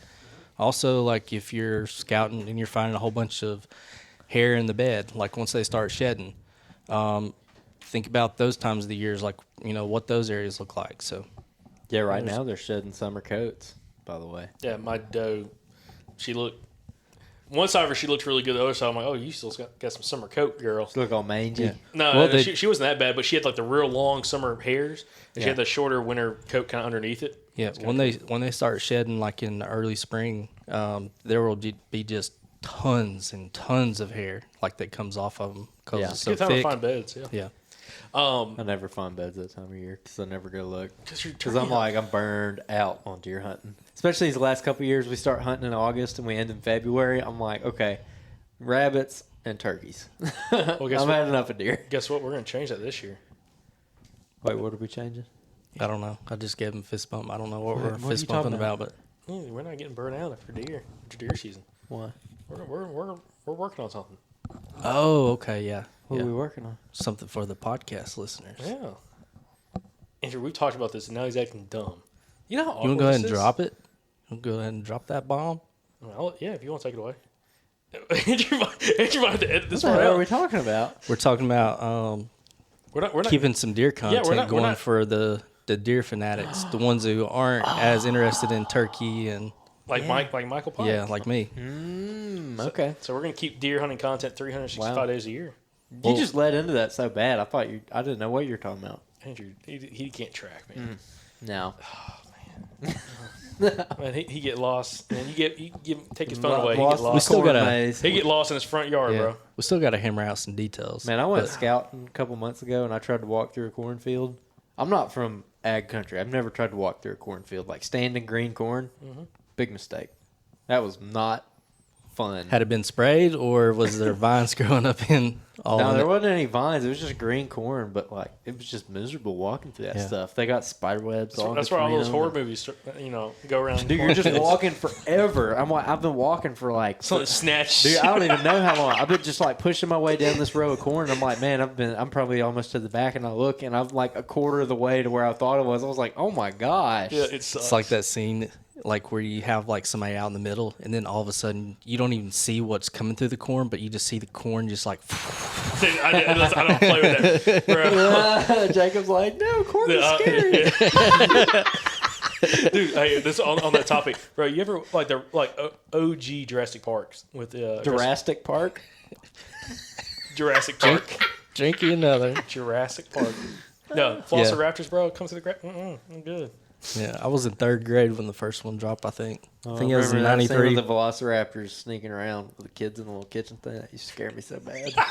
Golly. So, For real. it used to it used to freak me out as a kid. I'm like, oh my God. Golly. All right, man. We're having a good outro. This is fun. I told you this is going to be a good outro. We had some dove poppers before we hopped Hold on on, here. we're gonna get to that. You know I what? remember, look, Michael's not a small game hunter yet, but I think he's about to become one because Michael had his first dove popper, and he walked up to me and he said, wow, this thing makes me want to kill every dove in the world. Hey, we go down to South America. It dude. all has to do with the cook. Go We'll to just put- Argentina. It all has to do with the cook, though. I told you I Don't was give I was Andrew going to so go much kill him. credit. I was going to go kill him. Yeah, well, you did good too. But he's always cooking though. Like I don't care what it is. Like it could be a roadkill, and he'd have this Stuff tasting like filet mignon. Believe me, I've cooked some roadkill. We had a roadkill buck 2 years ago. Man, I've eaten it all. I've eaten roadkill rabbit, roadkill squirrel, roadkill deer, roadkill chicken. I mean, all kinds of stuff. Oh, yeah, so when I used to go to school in Arkansas, there was a bunch of Tyson farms up there, chicken farms. And I knew people that, like, when the trucks would leave, they'd come down this highway past the school, and people would follow, like, some locals would follow the trucks when they left, and they get on the highway, and, like, one would follow, and it'd break a leg or wing or something, and they would go down the road, they'd bring its neck, dude, and they'd get, like, 3 or 4 of them and take them home. Go snatching some chicken. I'm serious, like, absolutely. And, like, sometimes you'd be driving down the road, and there'd be, like, a couple dead white chickens on the side of the road, and you're like, oh, they fell out of the cage. Makes you realize how good you got it. Nothing wrong with some good roadkill. Yeah, listen, that buck down in old good old place. That cream, that little car, dude, and you gotta tell that story again because that is hilarious. Ladies, we see this buck. We're driving back. There's still hair floating in the air from where they just nailed this thing, and we're like, oh yeah, this thing just got ran over. It's like laying there, and she's car's sitting there with the hazards on, but there's nobody in it. We're like, well, this is weird, and we kind of sit there and we're like, oh yeah, good little buck. Let's get the back straps out of this bad boy. And so Jacob's like, all right, you go up to the gas station up the road, and I'll start working on it. Yeah, we'll get some gas. So I just leave Jacob on the side of the road, and he's over there cutting this thing up in full camo, like just some kind of hillbilly nightmare. No, it was in the middle, like it's on a pretty major highway right there. And yeah. I drug it off into the median. And then I was like, okay, I can't do it in the median. So I drug it over to the side of the road. Off to the side, like some kind of buzzard. At this turn. Like Jacob's just over there crouched in the dark. It is so funny. This is 2 hours after dark. She's thinking like Hills Have Eyes. Bro, like he just come out of a cave and come down here and just like gnawing on. They shine a light on. He didn't even have a lighter. They shine a light on him. He looks up. He's got blood all over him. No, hold on. This is hilarious. It's like the wild ginger. No, so I drag it off the road, and I'm like literally right off the side of the road, okay? And it's at a turn. Well, I've got like this little headlamp and it's dying, but there's a street light, and I can see with the street light. So I'm like working on this deer, dude. I mean, she crushed the front half of him. So I got like the back half. Smoked him. I get the back half of the back straps. I got the hindquarters, and I think I might get the inner tenderloins too. But it was a nice deer. But anyways, I'm working on it, bro. And someone comes around the corner and they hit me with their lights. And they're like, dude, you can tell they hit the brake real quick, and then they freaking like flew past me, dude. like flew past me. They're like, we don't want nothing to do with that. I was like, I'm waiting for the cops to get called, like for real. Waiting for the cops to get called. I'm working on this deer, dude. I'm up at the gas station. I'm walking through. I'm like, get me like a Gatorade or something, and I'm getting the ice. And there's this lady on the phone in there. And she's like, yeah, it's off this intersection. And she said something. I was like, oh, I bet she's the one that hit that deer. And she gets off the phone. I'm like, ma'am, did you hit a deer up the road up there? She's like, yes, that was me. And I can't remember what she said now. But she said something. I was like, yeah, we saw that. And I was in camo. I might have said something about you. I can't remember. Did. You're like, my buddy's up there right now. Yeah, I left my buddy up there. She's like, oh, don't take it. I need it for the accident report. And I'm like, Jake's probably shoulder deep in this. Trying to get that tenderloins out. Dude, by the time the cops got there, because we got out of there before the cops, got there, and I was like, we had the meet and everything. And dude, by the time coyotes down there got nothing on us. We're on that joker quick. I mean, dude, it was like boned up hindquarters. I mean, dude, it literally looked like all it had was a front end of it. The guy gets there. He's like, this is the deer? Is this the deer that ran across the road? Dang, he knocked his legs off. Oh, man, I can't handle this. We got the hiccups. Dude, he can't handle this. Speaking about hiccups, bro, he did the Patreon video. And, bro, I saw it. Did you see it? Bro, that was embarrassing. Listen, I wish we were filming this part. I want to reenact it. Y'all laugh. Listen, Andrew's filming. He's talking. He's doing this. He's a monologue. He's a monologue. I'm excited. Hold on. It's a monologue. He's talking, and all of a sudden, he's like. And he hunts his head down a little bit, and he's like, he sits there, and he's like, and then he sits there, and he's like, he looks up at the camera, and he breathes in, and then he started talking again. He forgot to cut it. I know. I was like, I bet he didn't realize. I was like, that's so awkward. This is an awkward moment. But look, he can't handle it. He had to take the headset off. He's crying. Yeah, that was the worst. That was pretty bad. The worst part is it was in like minute 7 of the 40-minute video. Did you cut it out? Yeah. Damn, I fixed it. Oh man. Yeah, so all y'all jokers ain't gonna be able to go find it. I told Andrew about it, and he was like, what? And I started laughing because it was so funny. I'm like, yeah, dude, I'm gonna go like screen record it and go post it on Patreon. He's like, no. Oh god. He was on there editing so quick. He's like, oh, he's got. So I showed him the other day. When we went and did the video recording. I was out of it, like totally out of Clearly. it. Yeah. Well, I got a video I'll have to show you after we get through, but it is hilarious. All right. Getting back to the episode, is there anything else? Yeah, there's a lot else. All right, Wait, hold on. This is going to be a long outro. We still got to talk about the deer you shot. I know, but what were we just talking about with before we get on that little tangent? We were talking about MRS. Yeah, most recent sign. No. What we were talking about, like literally. You're talking about the buck.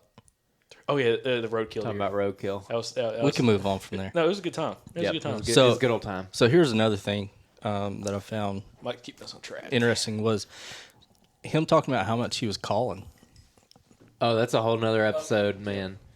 Richard, he talks about how much he calls is kind of hard to imagine for some people because I don't want to get too much into it because he wants to do a whole episode on it. And we meant to do this episode literally 2 years ago, and we weren't able to make it happen at the time. But he talks about how he's got a grunt call, and he grunts every, 15 minutes. He rattles every 15 minutes. This is, for the rut. Basically from when he thinks the rut starts to all the way through the back end of it. And he's talking about the thought process, I think, is there's deer moving around so much that they're coming in, where they can hear you is a circle around you. There might be deer crossing on the edge of that circle all day. And so you're really not hurting yourself by calling that much. So that's one thing that I found interesting because I do something similar, but not to that extent. So my thought process behind it was if I see deer up on their feet, if I hear deer or hear birds cutting up, that's when I'll initiate those grunts or rattle sequences. Oh, yeah. Anything that I think where deer are possibly moving or I can get a visual on a deer that's moving, then I'll do something like that. And I definitely think it's very productive. Yeah, definitely. Yeah, I can't wait to talk to him about that. That's going to be a fun subject with a lot of meat to it. Because calling something I don't have a ton of confidence in. I've done it successfully before, but his thought process is something that I just don't think you hear a lot about. Yeah. And it's not very conservative like you hear oh, just be careful. He's no, right. Call, son. Yeah, and I didn't have a whole lot of confidence here until I started doing it what I felt like was the right times. So during those specific time frames like he was talking about, and then at the specific times when there's either related to the moon, like when I feel like the deer are feeding or up on their feet or moving back to bed, like if I see them, hear them, I think that's what increased my success. Let's see here. What was another one? I was interested to hear about his cameras because he said he didn't use a lot of cameras, but he was trying to hunt a specific caliber deer. Mm-hmm. And I feel like the cameras would have really helped single out maybe certain areas. So I really wish I would have been able to ask about that. Yeah, the camera thing was kind of interesting. And one thing I wish I'd asked a little bit more about is the extent of the areas that he hunts. Because, he might hunt a different tree every day, but I'm like, are you covering, a square mile? Are you covering 50,000 acres? Are you jumping from property to property? I don't know if you got anything out of that, Jacob, but. I've had conversations with him before. He covers a lot. A lot of ground. He'll walk, miles depending on, what's happening. If he's hunting all day long, he's not finding what he's looking for. What's up? Another thing I really liked is he was very open about his hunting areas.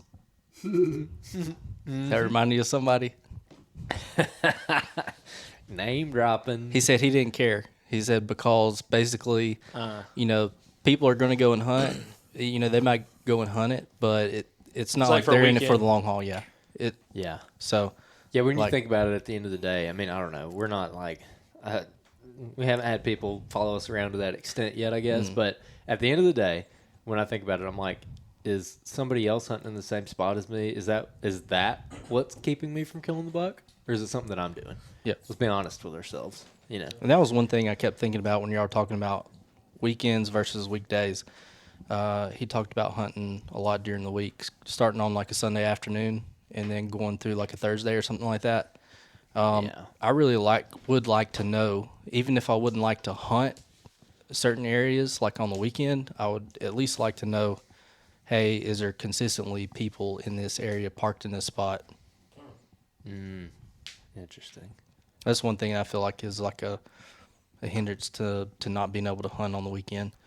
If I could at least go by every now and then and see, if there's a vehicle parked there, if it's getting consistent pressure, that might change, where I'd hunt. Yeah.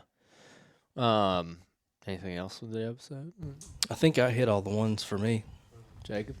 One of my biggest takeaways is just how he had to transition from hunting the bottoms to hunting the ridges and hunting the mountains. I just found it very, very interesting how he just kind of realized that a lot of the stuff that he had preached for years just wasn't relevant to where he was at, and he had to focus more on terrain features and actually focus on specific trails and focus on scrapes, because he talked about in the river bottoms, like the deer numbers are so high, you'll find scrapes everywhere. He's like, dude, every feature's got 10 scrapes going around it, because all the deer are congregate in there. So it doesn't make sense to focus just on scrapes because they're all coming to the feed tree. Well, in the mountains and the hills, where there's a lot less deer density. Oh, Mike, this is what I wanted you to talk about, or me and me talk about. I don't know if Andrew's got anything to input, but I definitely think you do. I'll throw shade at Andrew. So one thing he talked about, and I've always thought this as well, and Mike, I've heard you talk about it, in areas with low deer densities, and this is what he talked about in the episode, that bucks will regularly Scrapes and trails. Check scrapes, okay? Because they're trying to figure out who's in the area, and it's much more in their mind than an area with a ton of deer, where they can just bounce around and they can find all the does, instead of areas where there might be only 2 does per, a square mile, whatever it is.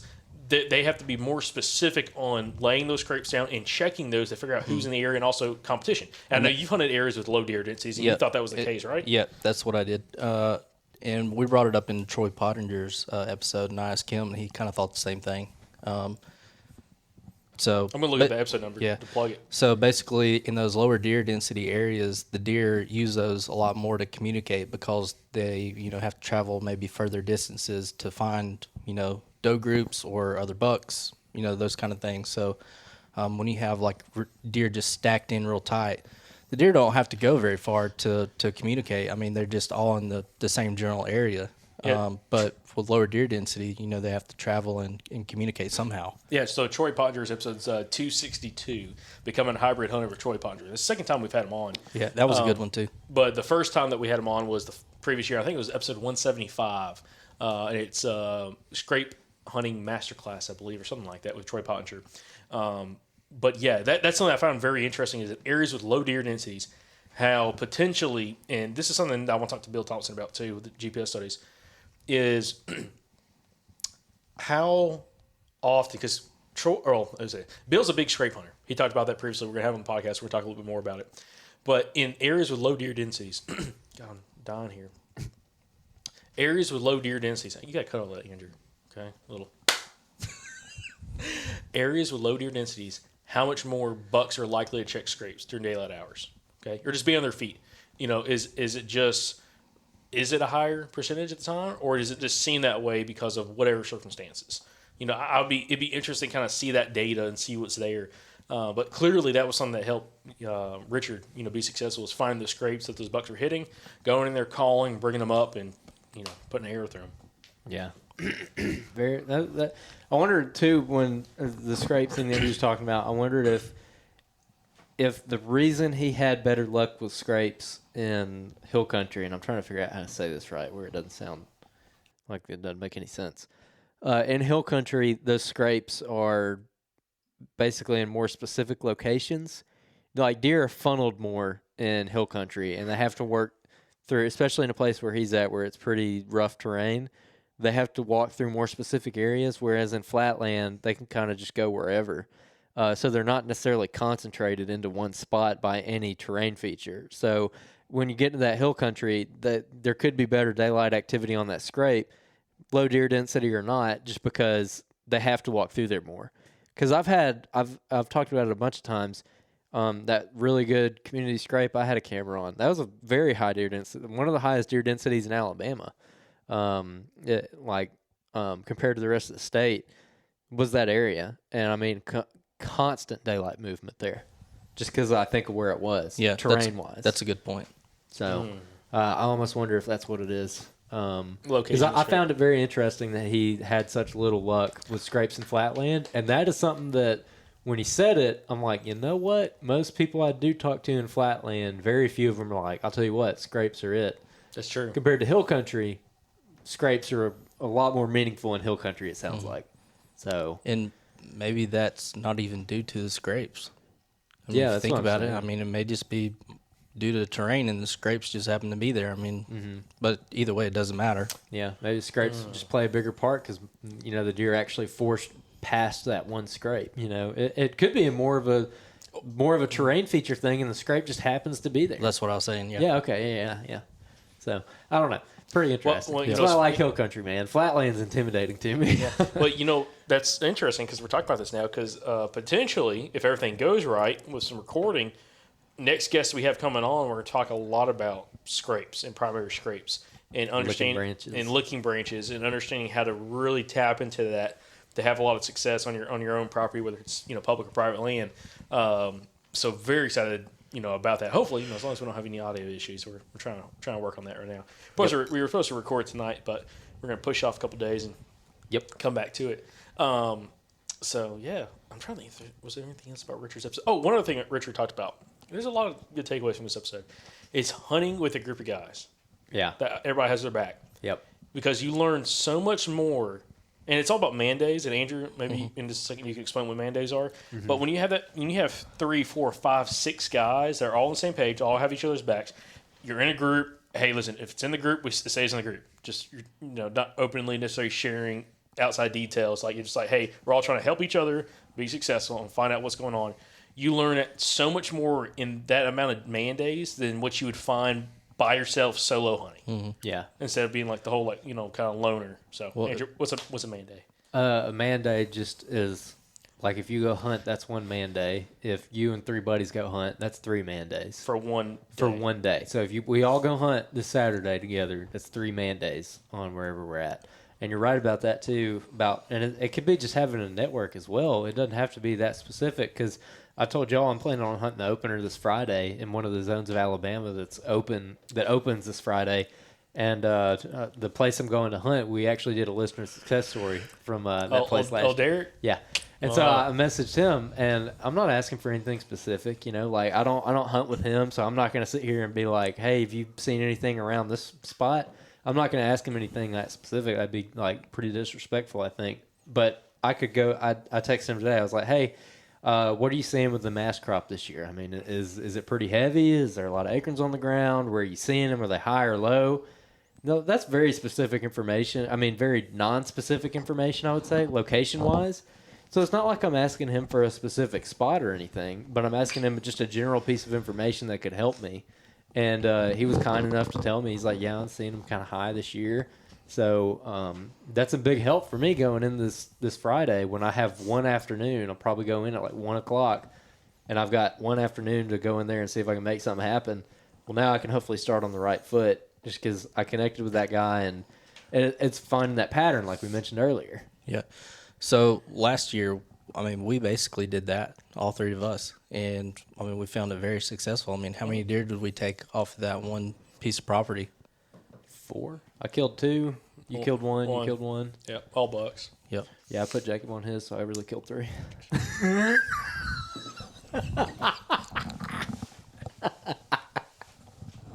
Should have been 5. Speaking of putting them on deer. Should have been like 6. Speaking of putting them on deer, that'd be a good transition. Pike's Guide Service came in again this weekend, boys. Easy. Oh, man. So this goes back to last year. I went up to hunt, and No, listen. I went to the area that. Hold on, hold on. We gotta don't be super specific. That's what I'm saying. Okay. Don't be super specific. Okay. Generic with what we're talking about. Okay, go. I went up. What was the closest I went town? up last year. I went up last year and went Where'd you to go? a place. Jacob says. Went to Tennessee. We'll have half the state call down. Went to Tennessee. But anyways, I went up to Tennessee last year and hit up a spot that Jacob said he had a lot of deer come through.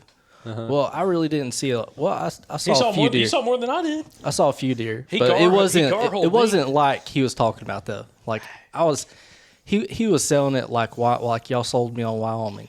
There's gonna be 150s running around everywhere. Oh, yeah, He's buddy. like, what did you say? You had like this I'm not gonna- huge That- buck the or several that gets bucks bigger come every through. time he tells the story. Yeah. So, anyways, I go in there and like I see a couple of does, and I was like, this didn't impress me too much. So I go to a different area. Well, I go through and I hunt, and this is the last day that I'm able to hunt, the last afternoon, and I found a hot spot. Like I saw, God, within like 10 minutes, I think I laid eyes on like 10 different deer, and so, but I got busted. I was on the ground, and so anyways, I told Jacob, I was like, listen, I was like, you got to go up here to this spot. I was like, I didn't have time to finish what I'd found, so I was like, you go up here. So he goes up there on the back side of this same field that we're like, looking at, and so you saw a bunch last year, didn't you? 18. Oh, it was a lot of deer. Yeah. It was all does. I think I saw like one real little buck, like a 4-point or something, but it was all does. Yeah. So anyways, he goes back up there this year. He's going back Well, between those two exact spots. Well, so I hunted that day, that afternoon, and saw a bunch of does. I'm like, okay, I'm just going to try to shoot me a doe because it was early season. It was like first week of October. It might have been opening weekend, actually, when we went in September.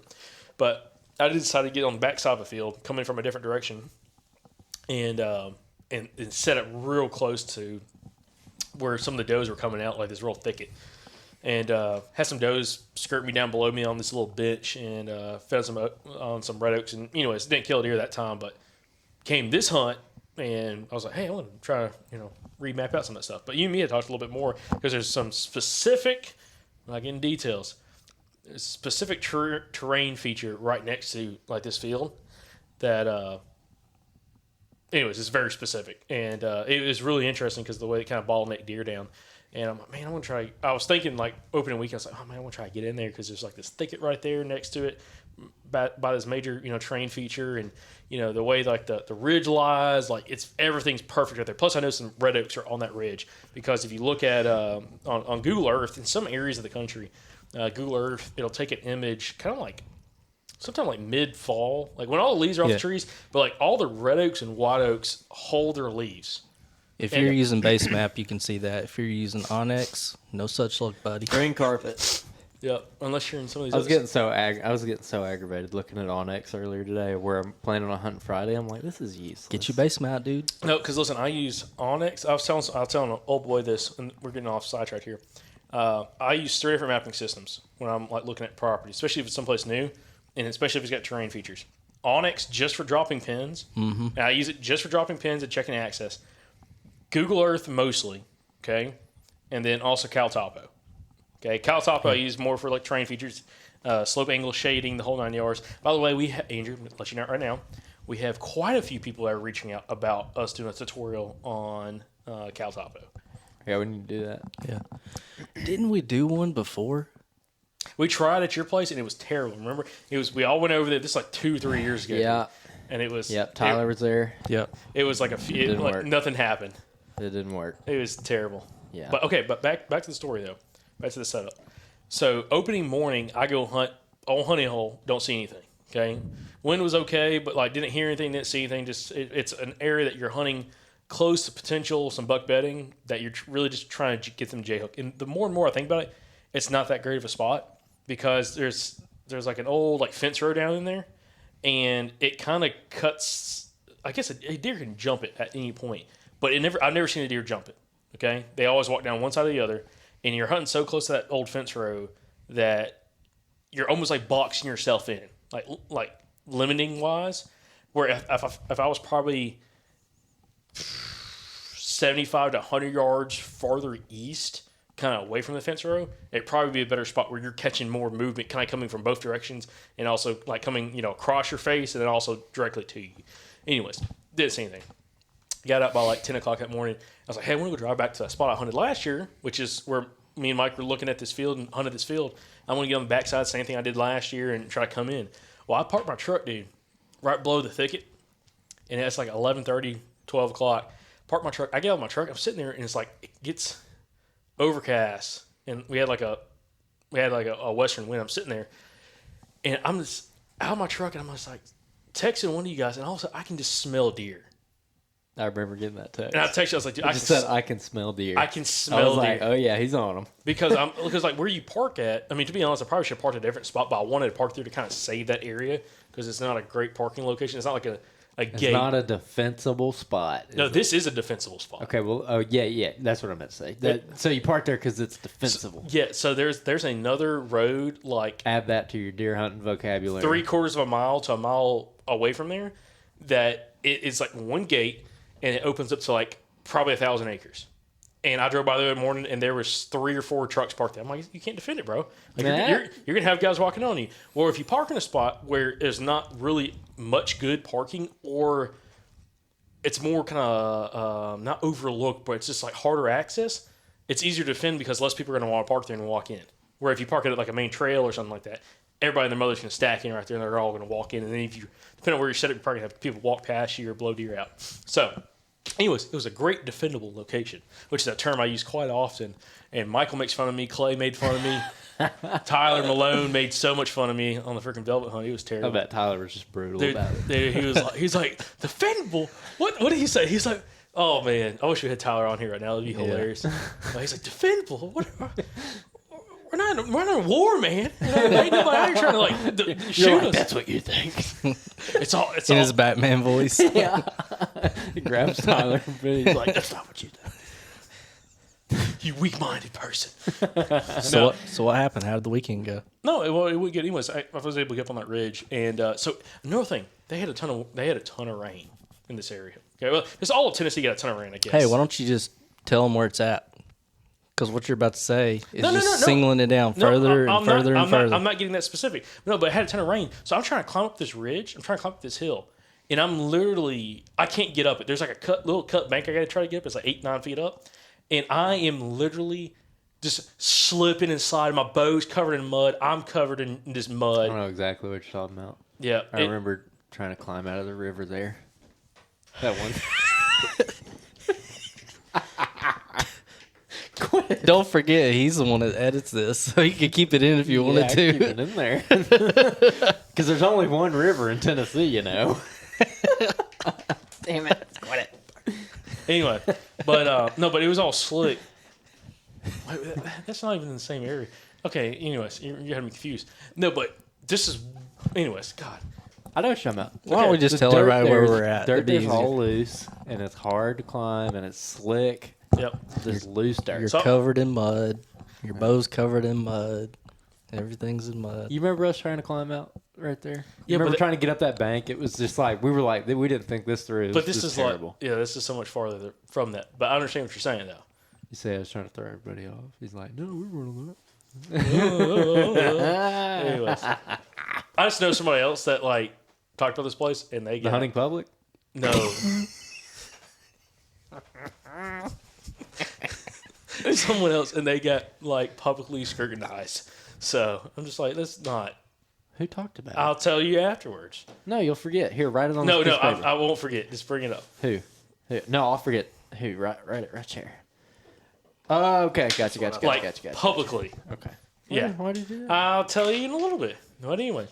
So anyways, I made up all this racket. Like, dude, there's no way. I mean, I was making, probably said some things probably shouldn't have said and a bunch of other stuff. And like, anyways, and all those deer, like there's clearly deer bedded. I'm like, okay, well, I'm not sitting at this spot, but there's some reddicks there. I'm going to check for feed sign. And because of all the water and everything, I couldn't find any feed sign on these red oaks that were dropping. So I kept like kind of side hilling around, came around the backside.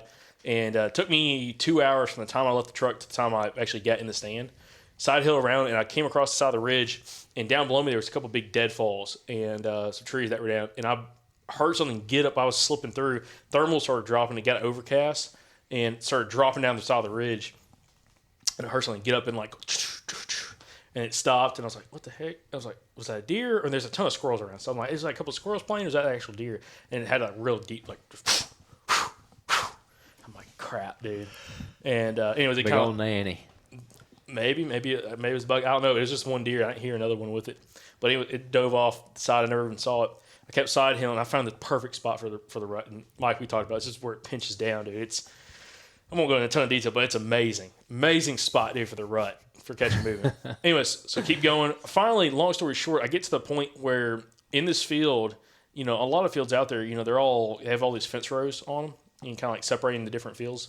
And golly, why don't you just tell them? I mean, I might as well just tell them where it's at. Might as well just give them the GPS coordinates now. Fence rows? Oh, my God. I would say, remember that time we were like, hey, everyone guess where Jacob shot his velvet bug? And then, a couple people, one guy dropped a pin. And he's like, was this the coordinates? And, it was, where Jacob's chair was. I mean, he could not have nailed it more. Hey. I was impressed. We'll leave this in, and if somebody guesses it, Jacob owes me $500. There you go. Guesses what? Guesses where we're at. The property or the spot? The spot, the area. What do you mean by the area? I don't mean the spot, the tree you were in. I'm talking about the area within a half a mile. Jake will owe you $500. Moneybags Myers give you $500. No. See? He gave too much info away. No. Yeah, he doesn't trust himself. Listen. Anyways, I got to this. It's an intersection. Lord have mercy, guys. Little spot burner. Uh-huh. Y'all are terrible. Anyways, I got this intersection, and that's where all the deer saw neck down. Long story short, found the tree, hunted with confidence. Andrew don't understand that yet. He's going to learn it this year, though. Yeah, he hunted my spot. He hunted with confidence. Nowhere near. Damn, Michael found this. I'm going to kill something. Michael's never even been in there, bro. No, but went in, set up, climbed the tree, hung at that little hush tree stand, which is freaking awesome, sweet little thing. And yeah, dude, I thought I was going to about kill a turkey, for real, for the fall season. And just no bearded bird came by, unfortunately. Had a bunch of hens come by. And then had 3 does, shot a doe at 8 yards, something like that. And got 8 yards? 8 yards. I mean, he just breathed all that build up. He's like, no, shot it down. That's it? Yeah. You ain't going to say anything else? I mean, it's pretty bad. I'm not going to lie. At 8 yards? 8 yards. That's what got me. Why? I would have thought that was 40 yards. No. So no. Okay. So no. So 8 yards. So I'll tell you what happened was. So she came in. You good? You ever watch cowboy and Indian movies where That's what I told him old boy's earlier. laying there, he's got 15 arrows in him? That's what this poor doe looked like. That Comanche's I told him. got all I told him. I was like, hey, you give me shooting tips with a gun. I said, I'm gonna give you shooting tips with a bow because he gives me hell shooting with a gun. By gosh, we're gonna post that picture everywhere. All right, Jacob, tell us about this doe. So she comes in. She hits the trail where I walked up on. So they came out. I had originally walked from the tree I sat up in. Before I got up in that tree, I had walked up another 10 yards to look at another tree. And I said, hey, I'm not going to get there. I'm going to back up a little bit. And I made sure I could shoot to where the last part I was standing at. That's something we talked about quite a bit is if you're in a spot where you're trying to find a tree, make sure when you step in your tree, you can shoot to the last spot that you were standing at. So if a deer... When they come and hit your ground scent. Exactly. When they hit your ground scent, you can shoot them if it's a deer that you're trying to shoot. Okay? And that's what I set up for. So climbed up the tree. She came out, and they're coming through a privet thicket, and it is just nasty. I didn't know they were there. You didn't even hear them. I just saw a flicker of an ear, and I could see it through the privet. The privet's 12 feet tall, and it's 30 yards from me at that point. So I stand up out of the tree, stand up in the stand, grab my bow, and they're coming quartering right towards me. I'm about to get a freaking sub 10-yard frontal shot is what I thought. Or a quartering 2 shot, and just put it through that pocket in their front shoulder. But anyways, so she came, and they came behind this tree. She's standing behind this tree for a little bit, feeding on some oaks that were dropping, some acorns that were dropping. She hit that ground scent. And where she hit the ground scent, or maybe the edge of the ground scent, was just where I could barely see her behind this tree. Well, one of the other does, the smaller doe, she came out, and she just walked right past it and just kind of kept going up to my right. So they're on my left side, come across the right. And she comes up, and then she steps up in the opening and kind of does a quartering away, and she's looking around. And I draw back, and I didn't even really think. I'm just okay, put my top pin, 20-yard pin, just touch right behind the shoulder, squeeze off, be good. I didn't think how close she was. And also, it's a difference. This is a big factor, I'll say, when you shoot a really heavy arrow, okay? You're not shooting 75 pounds. There is, when you're shooting a heavy arrow, everybody thinks about your drop at distance. But also, you got to think about where's that point of aim? Where's that point on impact? Point of impact for that pin. And then what does that look like when you're half that distance? Well, I mean, that's 20-yard pin, dead on 20 yards. At 10 yards, I've shot it at 10 yards. It's like 4 inches high. Okay? Well, she's at 8 yards. And I'm putting down, and I freaking, squeeze off on her. Whether she ducked a little bit or not, I don't know. But it hit her and just like wham, and she just hit the dirt, and she's hollering. It's not good. Ungodly sound. She gets behind this tree again. That's the worst. Grabbed another arrow, shot into her again. She's laying there. She's still making a huge commotion. It's like 5 o'clock, but that's another thing. It's 5 o'clock, dude. There's 2 hours left of light. I'm thinking I'm shooting her. I thought when she was coming out, I'm going to shoot her. She's going to run off. She's going to die. I'm going to grab another arrow, or we're going to shoot her. We're going to shoot a buck, okay?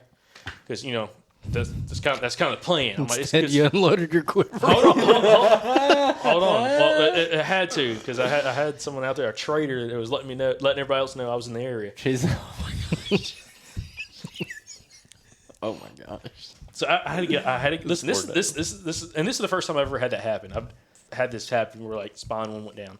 I had to go down there and I had to shoot her one more time and just shot her into the heart through the brisket, and she was done. I hate that, man. I hate it. I did that 2 years ago where I spined one and it went down, and I had to put another one in it right there at the tree, and like it just starts yelling and stuff. I'm like, golly, I did not feel good after I killed that one. No, not at all. Ooh. Not at all. Y'all are laughing at this like it's funny. Y'all are terrible. I'm laughing at you. Yeah, but anyways, so finally I get up there and I'm looking. I'm like, where the heck is my arrow at, dude? Because I'm shooting like a 625 grain arrow. I'm like, where the heck is my arrow? How'd that perform? I'm about to tell you. All right. And I'm looking, and that sounds terrible. We did pretty much a broadhead test on this deer, okay? Like, not what I wanted to do, but that's what it turned out to do. I was looking, I'm like, where's my arrow at? Because I'm like, I'm shooting a lot of nocturnal knocks, and I'm like, I don't see the green knock. And she's on her right side, I think. Hold on, let me think. No, she's on her... She's on her side. She's on her right side anyways, which is the side I shot on. And I like roll her over, and I've got one arrow. The main arrow I hit her with, it hit through the top of her back. She was kind of quartering to my right, or butt to the left, head to the right. It went through the top of the back, went all straight, not like grazed the spine, went right through the spine. It was a 125 grain arrow with a 625 grain arrow with a 125 grain solid iron will broadhead. Went right through the spine, broke the 625 is total weight. 625 total weight. Okay. Broke the spine in half. I'm talking like separated it. Center punched it. It went straight through into the chest cavity, then came out of the chest cavity in the front of the front shoulder, on the offside shoulder. And then literally the only thing that was holding the arrow in was the fletchings. Like 2 fingers just like popped out. Okay? And I'm like, okay. And the broadhead looked great. A lot of bone, a lot of thick. Ton of bone and cartilage, stuff. Everything. That's impressive. And broadhead was still sharp. I was like, okay, that was pretty legit. Popped the arrow out. And then I looked in the second arrow I shot in her, which is, again, it's terrible to say this because I had to shoot her 3 times.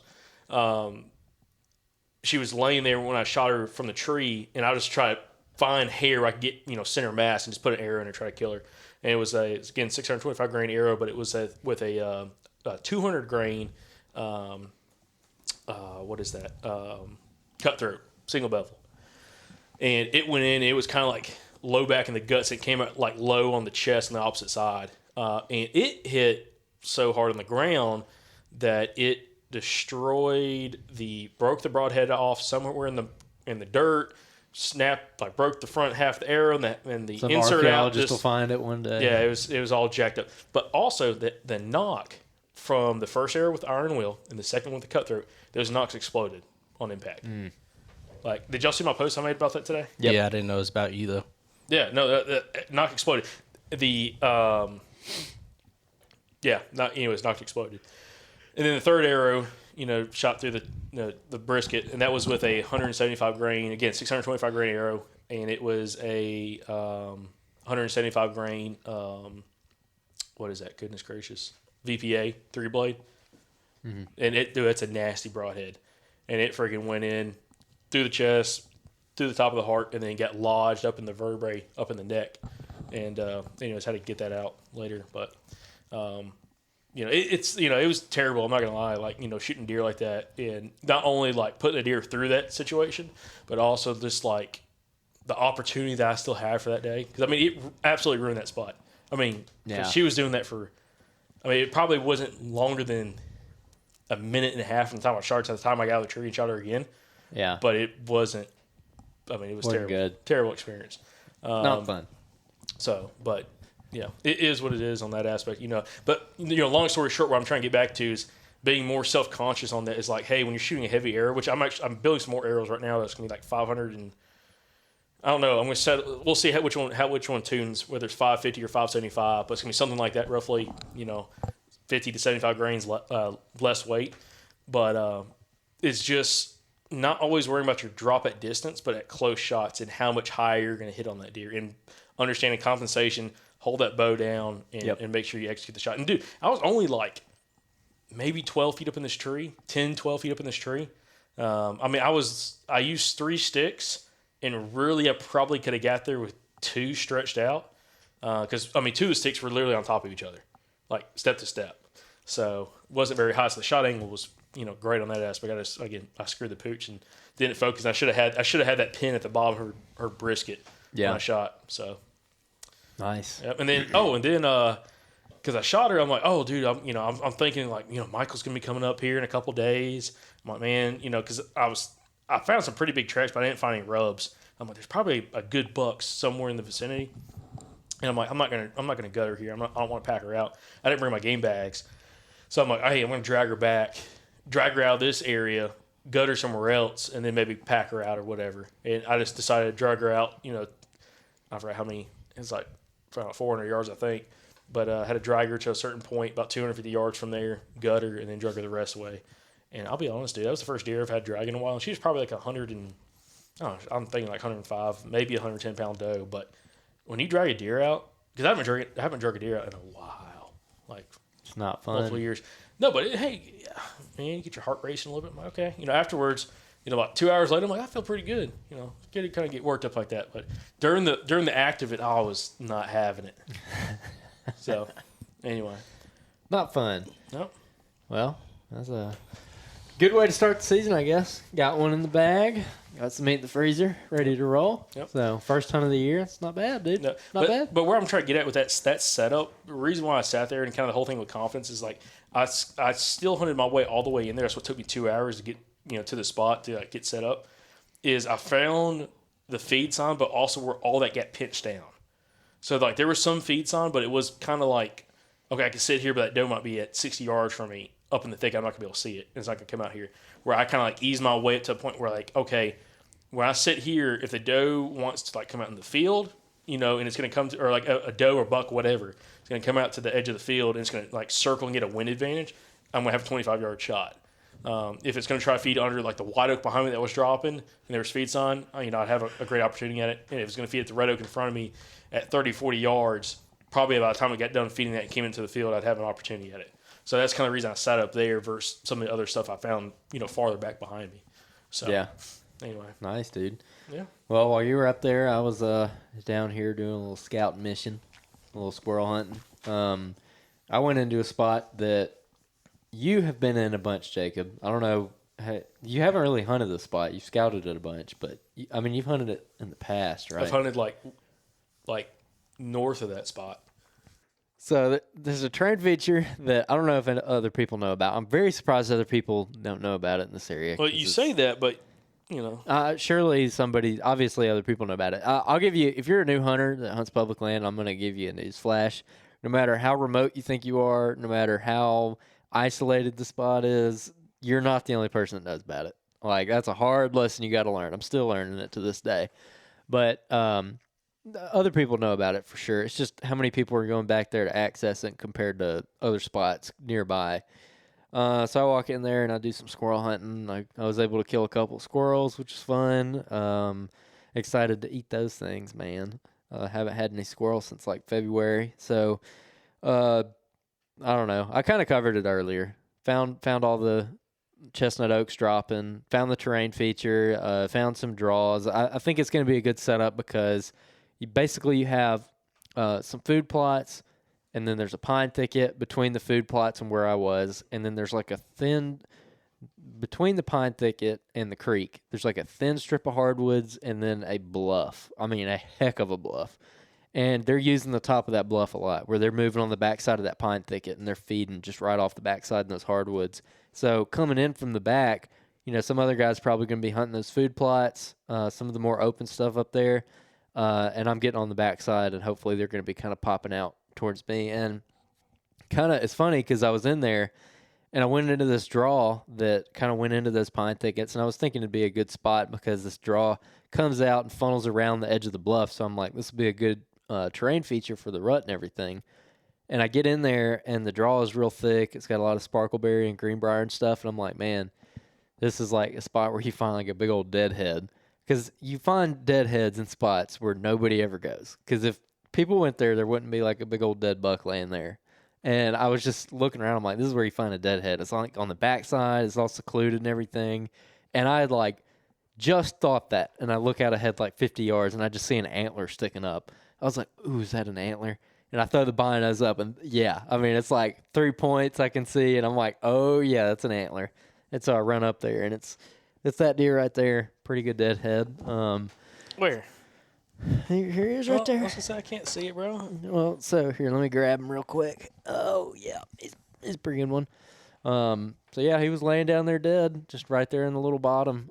He's been there for a minute. He's got, like, kind of discolored skulls, kind of a little bit green. He's been chewed on by the squirrels. You said that was from last year. Nah, bro. I think that's It could be from last year. couple. Dude. He's pretty thin, like his compared to a lot of the deer I've seen. And look at down his there. nose. Look at his nose, dude. You need all to look. tore up. You need to look at the one I found, the big 6, 7 point whatever he is, and his skull looks immaculate. Like it's not. See, It does look a lot better than this one. And that one, I'm pretty sure. Like I found it the year after he got killed. This one, I think that's from a couple of years. Yeah, you did find that one the year after he got killed for sure because we had him on camera. This one, yeah, you're probably right. This probably is like a 2-year-old skull because you found yours literally across the drainage from where this one was on the opposite side. Ooh, that's a good point. Literally on the opposite side, there's another bottom on the other side. That's where Jacob found his. This guy was on the other end. So but that makes me feel even better about the spot because if he's been there for 2 years and nobody's found this thing, then nobody's been in there for 2 years. Or just people don't care about dragging the skull out. No, dude, I think most dudes are going to pick that up right there. Yep. And I was telling y'all, I thought he died kind of early in the season, probably around this time because the bases, all his little burrs on the bases, man, you feel them and they're sharp, going all the way up his antlers. I mean, this right here, it's like pointed. That's like a tear tree. Yeah, I mean, he would shred a tree, but they're so sharp. So he definitely hadn't been really rubbing yet. So that tells me he probably died pretty early, probably before bow season came in, if I had to guess. I'm not real sure, but I think he's a good buck. Like I think he's probably pretty young too. yeah, I could see that. Just for like sure. look at the brow tines. It's only like a Not great. inch The and a quarter pedicles long. are pretty small. Very small, yeah. Kind of thin. Yeah, are we judging deer by the size of their antler? Like any good biologist? Yeah, I don't know. I wish I could find. I looked for a bottom jaw. I couldn't find a bottom jaw. That was sarcasm for anyone that didn't catch that. So another thing about that bottom too is there was just all up and down at rubs from years past, like multiple years. Definitely looks like an excellent spot. It's gonna be not that hard to access. Shoot. Have you showed Mike yet where this is at? It's not gonna be that hard I think I probably know where it's at. Dude, it's a I think pain. I've got a pin over there. because I Man, you got walked it pins. out. Listen, he's like, Mike will throw a pin at him. Man. He'll throw 700 pins. Oh, man, you hit my spot, bro. Like, you've never even put your foot there. You've never been there. He's like, you had everything pinned on the whole property. Hey, Yeah. hey, before we started this podcast, you said, "Oh my God, I found this spot," and I said, "I bet I got a pin right there." Yeah, but listen. And I pulled it up. Yep. Did I have a pin right there? Mike had a pin there, but All Mike's right. got pins everywhere. Listen, you can't claim something that's your own. Jeez. I'm over here. I'm just babysitting Michael. You can't go kill a deer in my areas and say that it's all you. I don't know how it can be your area if you've never been there. I've been there. You've never walked in there. That's why we ended up there, is because I walked there. I don't know. I don't know. I'm excited about hunting that spot, man. This thing's pretty slick. Little old buck. What that? Golly. Yeah, it's a cool arrow. I don't know. I like it. The bear was it bear razorhead? Bear razorback. Or Razor- razorhead. Razorback. Razorback. I don't think it's a razorback. You got me all messed up now. I don't know. You Bear tell me. razorhead. Classic broadhead. Always wanted one. Little piece of bow hunting history right there. Let's do these questions that the people wrote in for this outro. Oh, wow. I forgot all about Yeah, that. so I'm going to read the first one. Let's see. Blevins Y9. You know you can click on Blevins it. You can click E9. on him. It actually tells you his name. No, it doesn't tell me his name. How to track a mature deer that you have on camera but the area has limited sign. I'm going to refer back to Jeff Homan's episode. Backtracking bucks. 119 maybe? 119, something right around there. I'll pull it up. Hold on, you keep talking. That is literally the premise of that whole episode, is that exactly what you're talking about. Backtracking mature deer using trail cameras, especially in areas with limited sign. That's one thing that Jeff talked a lot about. But I mean, you guys have anything on that, Michael? You have anything? How to track a mature deer that you have on camera with limited sign? I mean, you can move those cameras around. Just keep moving them. Yeah. Until you get more daylight pictures. Dang. More frequency. I was close. Episode 122. The top 122. This is from August of 2019. Backtracking bucks with Jeff Homan. Yep. Jacob, you have anything to add? No, because that's what I was going to say. This is Jeff Homan's episode. Definitely go listen to that episode. Yeah. All right, Parker Ford Morgan says, have we basically determined that more time in the woods is the best tactic out there? Yes. Well, yep. Yes, but also I think it's more time in the woods in quality spots. Yeah. Because you can spend more time in the woods in a terrible spot and never kill a deer. It's true. Or just get lucky. But if you're spending more time in the woods and you're not coming up with more quality spots, no, but that's what I'm saying. But I mean, you need to be learning your area and putting yourself in the right spot. Okay. Yeah. With the most amount of sign. But yes, Parker, again, you're right. All right. Native to Nature asks, individually, what is one tactic you have learned in the off season that you plan to try this year, Jacob? You would ask me. One, yeah. One tactic in the off season. One thing we talked about this summer. That if you don't put out trail cameras, you don't get deer on them. Tactic I'm going to do. I don't really know. I mean, because I thought about that. I saw that question earlier, and I really did. I don't know. I didn't think of one. I mean, I'm not. Yeah, I don't know. I have no idea. I mean, I just don't think of anything like specific. I mean, I kind of know what I can do to be successful in certain areas. You know, at least trying to find and get on deer. It's just more about executing shots and stuff and having more time in the woods. Because I feel like, dude, if I could have like a legit 3 to 4 days a week to hunt, it would just change everything. No, it would just change so much, because like I can find them, I can get on them. It's just like having the extra couple days to like make something happen is like a huge difference. Yep. So I don't know, probably just calling more sick this year. That's a good tactic. Michael, what do you got? Yeah, I'm the worst person to ask this year. I've not done a dang thing this year. I think I've been I was telling somebody that today. They were talking about scouting. I was like, I'm going to have to rely on luck this year, because I've spent a total of 5 days or less in the woods. Yeah, I'd say I'm probably about similar to that, honestly. I'd say the only thing I'm going to try to do different this year is not be afraid to go into spots. Like for me, it's going to have to do with the wind, and not necessarily worry too much about the wind. I'm not going to walk in with the wind at my back straight to where I think they're bedding and like probably blow them out. But I think that me and you talked about this the other day. Me and who? Me and Michael. Audio podcast. I feel like too often I'm like, ooh, is the wind? I'm letting the wind dictate more where I hunt more than where the deer actually are, and just trying to make it work. And this goes back to something I've been saying a lot over the last couple months on the show, is sometimes I feel like it's harder for a deer to like smell you than people give them credit for. Like, obviously a deer is really good at smelling, so it's got a great nose, but just because the wind blows in its general direction from a couple hundred yards doesn't mean it's going to smell you. And so sometimes I feel like I'm too cautious with the wind. I don't know. That's probably not making a lot of sense the way I'm saying it. I don't know. I put it this way: just roll the dice. Yeah. Like, if it happens, it happens. If it don't, it don't. Yeah. But you're not going to know if you don't do it. Yeah.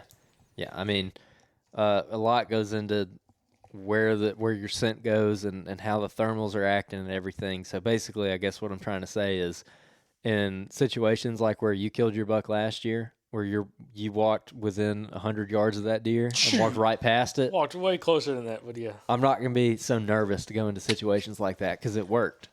If you play your cards right. Yeah. Absolutely. I think one other thing, Mike, that helped you with that situation was, of course, going in with Clay.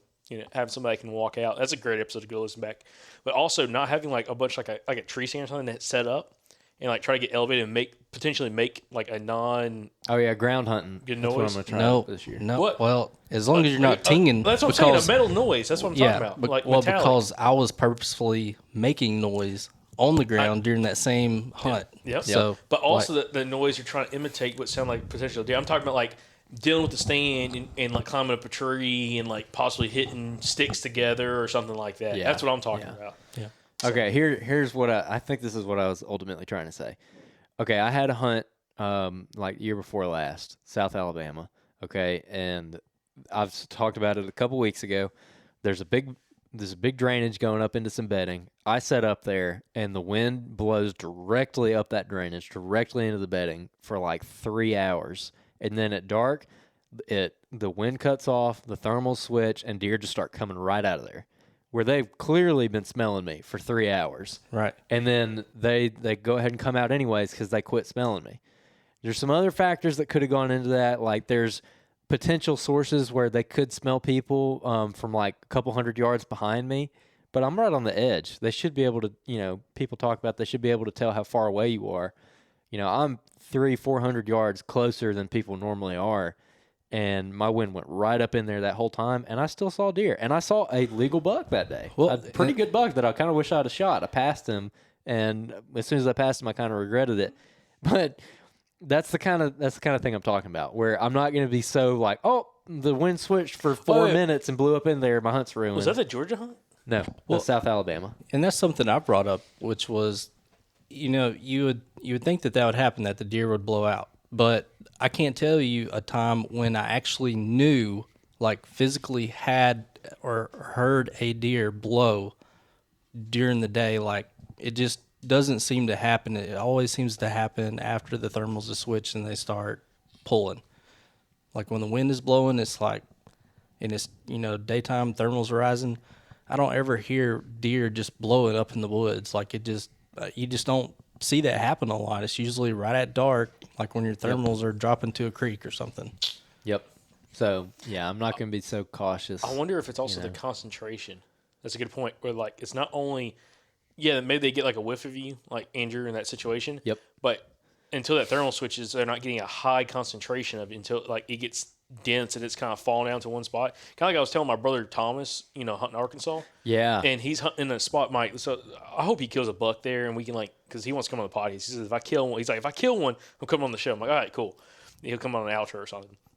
But he's hunting an area that's like got all these benches like up in the mountains, okay, that he's hunting around. And he's hunting up on top of a ridge above a bench, okay, that he knows deer is coming from on an afternoon, evening hunt.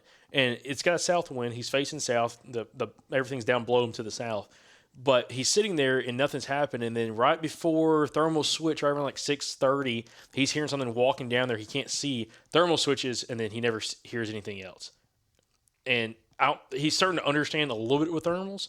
But I'm like, dude, you got to do one of two things. You either have to get down there on the bench with him and get to the edge of it where like your thermals is dropping off the edge of it and to the drainage, or you got to get on the top flat and catch them from a different angle as they're coming up. He's got to be able to shoot to where that scent is going to go. Yeah, that's my thing. He can hunt above it, but he's got to be able to see the deer when it reaches that point. And a lot of times I like to set up in that draw because your scent is funneled in a really tight area. So when that deer hits it, it's going to be very, very concentrated, but by then he's got an arrow in him or somebody else could love it. Shoot him with a gun, not me, but a lot of good subjects there for future podcast. BSNC304 says, when will you guys do an episode of paralysis from overanalysis? We just did. David Toms. That's pretty much the premise of that episode. Hey, go back and dumb it down, kind of go back to the basics, get your feet up under you, and then you can start wandering off into the weeds on some of this more like advanced stuff. But definitely recommend that episode. That's pretty much what that was about. And that episode number is... That was like 2 episodes ago, wasn't it? I'm just double checking. So that is... The one before Bobby? 280. Yeah. So episode 280 with David Thomas. Very good episode. All right. Carnley B25. I want to know what a rut funnel looks like to him in the river bottom flatland. For Richard. he never really talked to. I mean, we could probably ask him on the next episode with Richard. Yeah. But like, I've never heard him openly discuss. That's not like what he's focused on. It's still even in the rut. He's finding feed trees because you find the feed trees and you find where those does are coming to. The bucks are coming to check it throughout the day. Like he calls a whole bunch. So he's relying more on that calling aspect to draw that deer in than some kind of funnel that's pinching him down. Yeah, and I think he actually said that in the episode, which was once he moved or transitioned to like the hill country, he focused more on those trails and scrapes, more of the funnel type areas. Yeah. That Jonathan Moreland, the first episode we did with him, he talked more about that. He talked about some flatland funnels in the same kind of areas that Richard hunts. So I would go back and listen to the first episode we did with Jonathan, which was last year. Don't know the episode number. I'll find it. You can search it on iTunes. While you're trying to find that, Alan Mathis 2 says, when are we getting a duck hunting episode? Dude, I would love to do a duck hunting episode, man. I want all three of us to get together and do some small game hunts this fall and then record a podcast afterwards. I think that'd be so fun. It just depends. Real quick. Hey, before we get on, so Jonathan Moreland's episode, his first one, that's a really good one, talking about Arkansas hunting, kind of, different tactics. That's actually episode 179, and that is River Bottom Giants with trad gear, Jonathan Moreland. Yes, sir. Cool. Duck hunting. What about duck hunting? Yeah. When are we getting a duck hunting? He was talking to somebody. Dude, can you imagine the waste of a morning duck hunting versus deer hunting? Yeah. Could you imagine it during the rut? Yeah, that's when duck season happens. Yeah, for us, it's the rut. That's why I said. I was like, duck season opens early December and goes out the end of January. Your point, point is proven. You ain't gonna find me in a duck blind. That's why all the guys in the Midwest, dude, they kill their buck in November and then they duck hunting, bro. Hey, if I tag out early, yeah, you could have went last year. You tagged out. Well, yeah, I could have.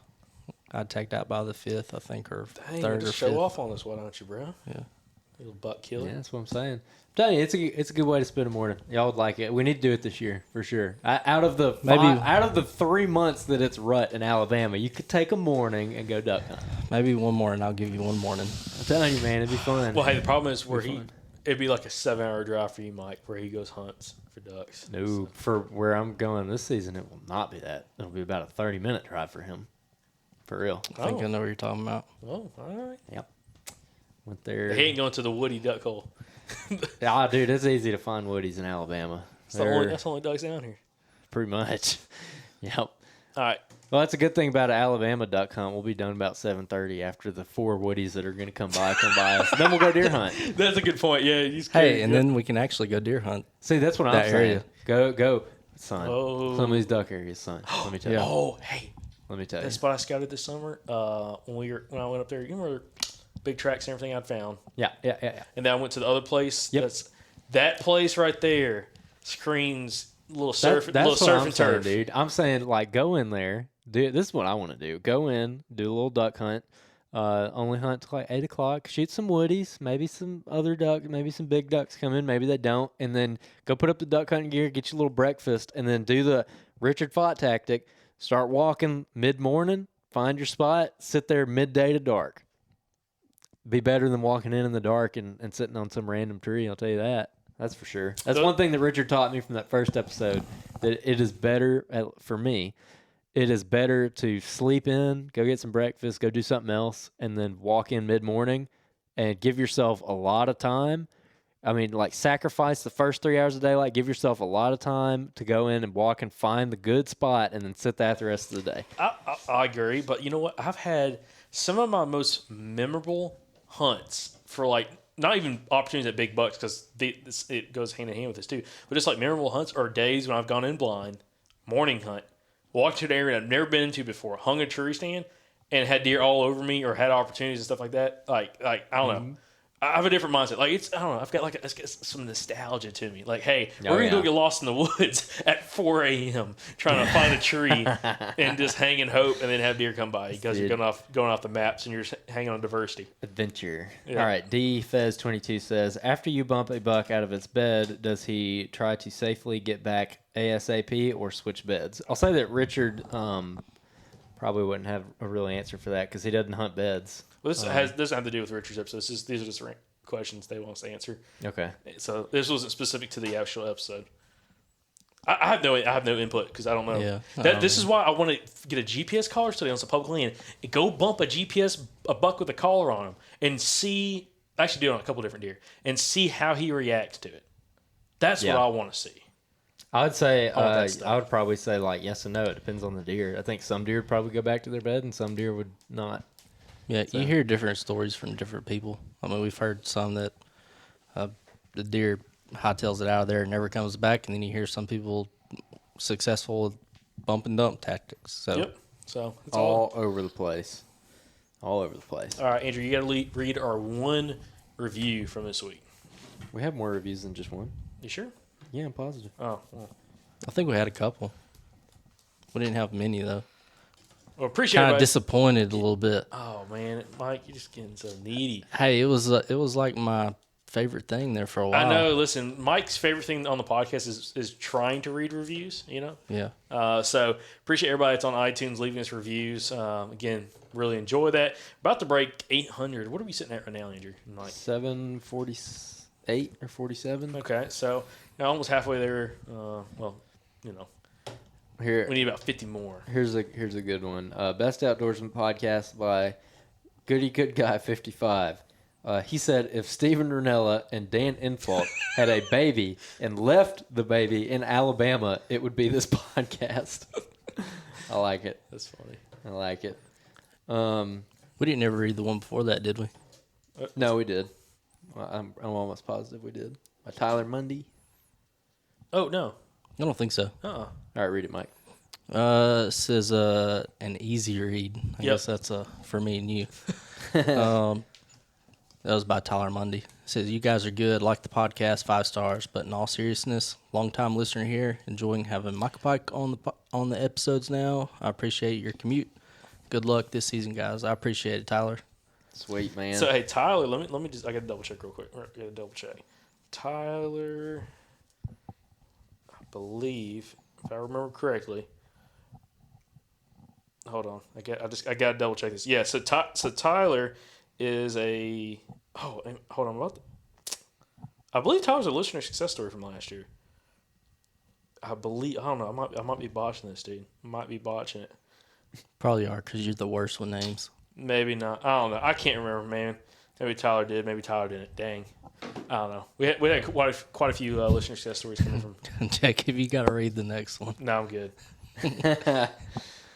All right, PJ Hudson says, great show. I've been listening for a few months, and this is the first show that I feel is directly applicable to what I do in Arkansas. Deer season starts in a few days, and I can't wait to try to get out some of these and try some of these tactics. Great job, guys.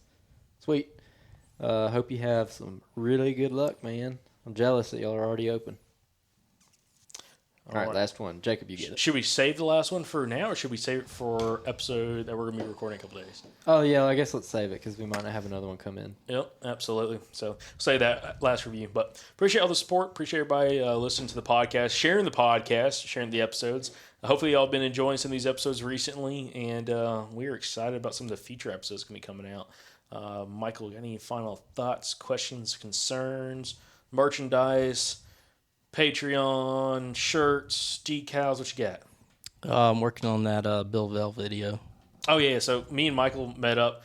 Oh, by the way, newfound respect for Michael and his commute, because I commuted up to his place to do me and Michael got together to do a video with Bill Vale about their wind rule and with diagrams and a bunch of other stuff. It's going to be a really cool video when it's all put together.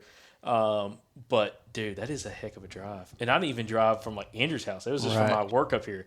So I was like, dang. I'm like, dude, listen, Mike is dedicated to come down here every week, sometimes multiple times a week, to do this podcast. I'm going to let y'all know. Yeah. I'll be back again on Wednesday. It's literally a 3-hour round trip. No joke. Like without a doubt. I was like, oh my God. Yeah, and I got a full with 280 traffic. If anybody from Alabama knows 280, you know 280 traffic rush hour. So, no good. No good. That's why he's always late. No, I'm late because you told me we're not starting until this time, and then you we're show not- up an hour earlier. Well, we're not starting to this time, and then he doesn't show up until 15 minutes before. And I'm like, I Mike, where you was been? showing up. Nobody's even at the house yet. Well, you gotta always text Andrew. You gotta know what time of the week it is. Oh, my bad. My B. All right, give me this here. You lost your air privileges. think he lost those over the weekend. Burn! That was good. That was good. Smooth. Well, I don't have any final thoughts. No, Patreon giveaway. We got to talk about We'll that. record it when we get done, and we'll put it at the front of the episode. Okay. Well, I'm just going to kind of give a shout out to the companies. So anyone that's if you're a Patreon member of the podcast, appreciate that support. We have partnered with some specific companies to actually be doing some pretty legit giveaways every single month for you guys. Some of it's actual gear. Some of it is store credit, so you can go purchase whatever you actually want from the companies. I just want to kind of give a shout out to all those companies on board. So we actually just did our first month's giveaway. So if you're a Patreon member, again, you're all, relative, or you're all have opportunities to be able to win this gear, along with some other things that we're going to be giving away a little bit later on this year.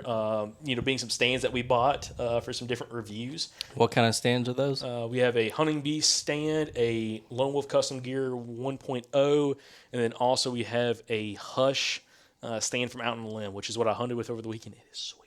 But they're all pretty cool stands. But we're going to have some detailed reviews a little bit later on that we're going to give that stuff away a little bit later on as well. Also, one of the companies, which is Out on the Limb, who's one of our Patreon partners, they are Matt from Out on the Limb is actually going to donate a 4 set of Shikara sticks for that Hush stand. So it's going to be a full hunt-ready system that we're going to be giving away, which is going to be freaking awesome. So super excited And there's about that. not a whole lot of Patreon people right now, so your odds Your odds are daggum good. Dude, your odds are through the roof for Yes. literally thousands of dollars worth of gear that's going to be given away.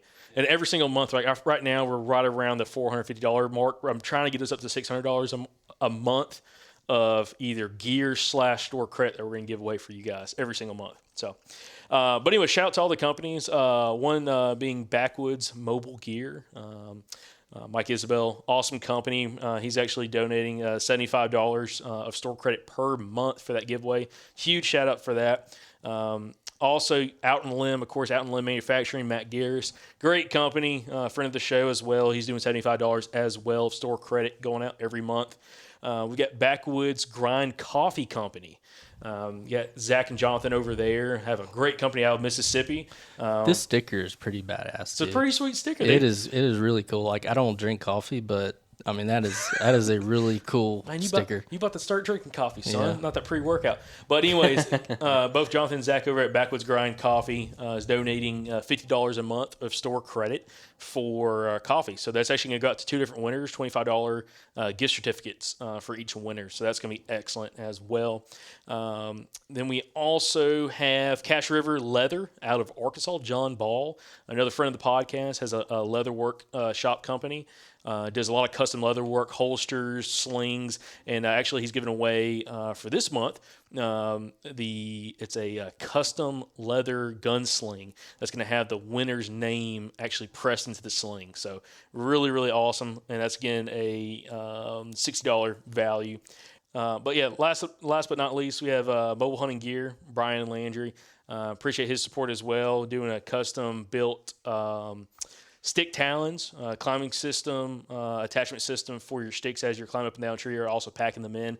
We'll be working with the listeners, and again, that's between a $50 and $75 value, depending on what's being built for the listener. So appreciate all these companies' supports. Y'all can kind of check out some of their stuff in links in the show notes below. And of course, if you're a Patreon sponsor, we also have special discounts for some of these companies. If you're a Patreon sponsor, that will be on the Patreon page. You'll see coming out a little bit later on this week. So appreciate all that support. Again, if you want to check out and get opportunities to win some of this gear, you can go over and join our Patreon. It's in the show notes below. You can click the link directly there. Join the Patreon. You also get access to special videos and a few other things that we're working on right now that other listeners and subscribers aren't going to see. So we just appreciate that support and appreciate these companies' support. All right, well, until next week, guys, y'all have a great week. If your season's in, shoot us some photos. You have some success going into this weekend. And Michael Pike, Stay Southern. thanks again, everybody, for tuning in to another episode of the Southern Outdoorsman. And thank you to Blackberry Smoke for the music for the podcast. Also, to follow along with us, make sure you check us out on Facebook, Instagram, and YouTube. And if you'd like to support the show, you can go to patreon.com/The Southern Outdoorsman. Until next time, y'all stay Southern.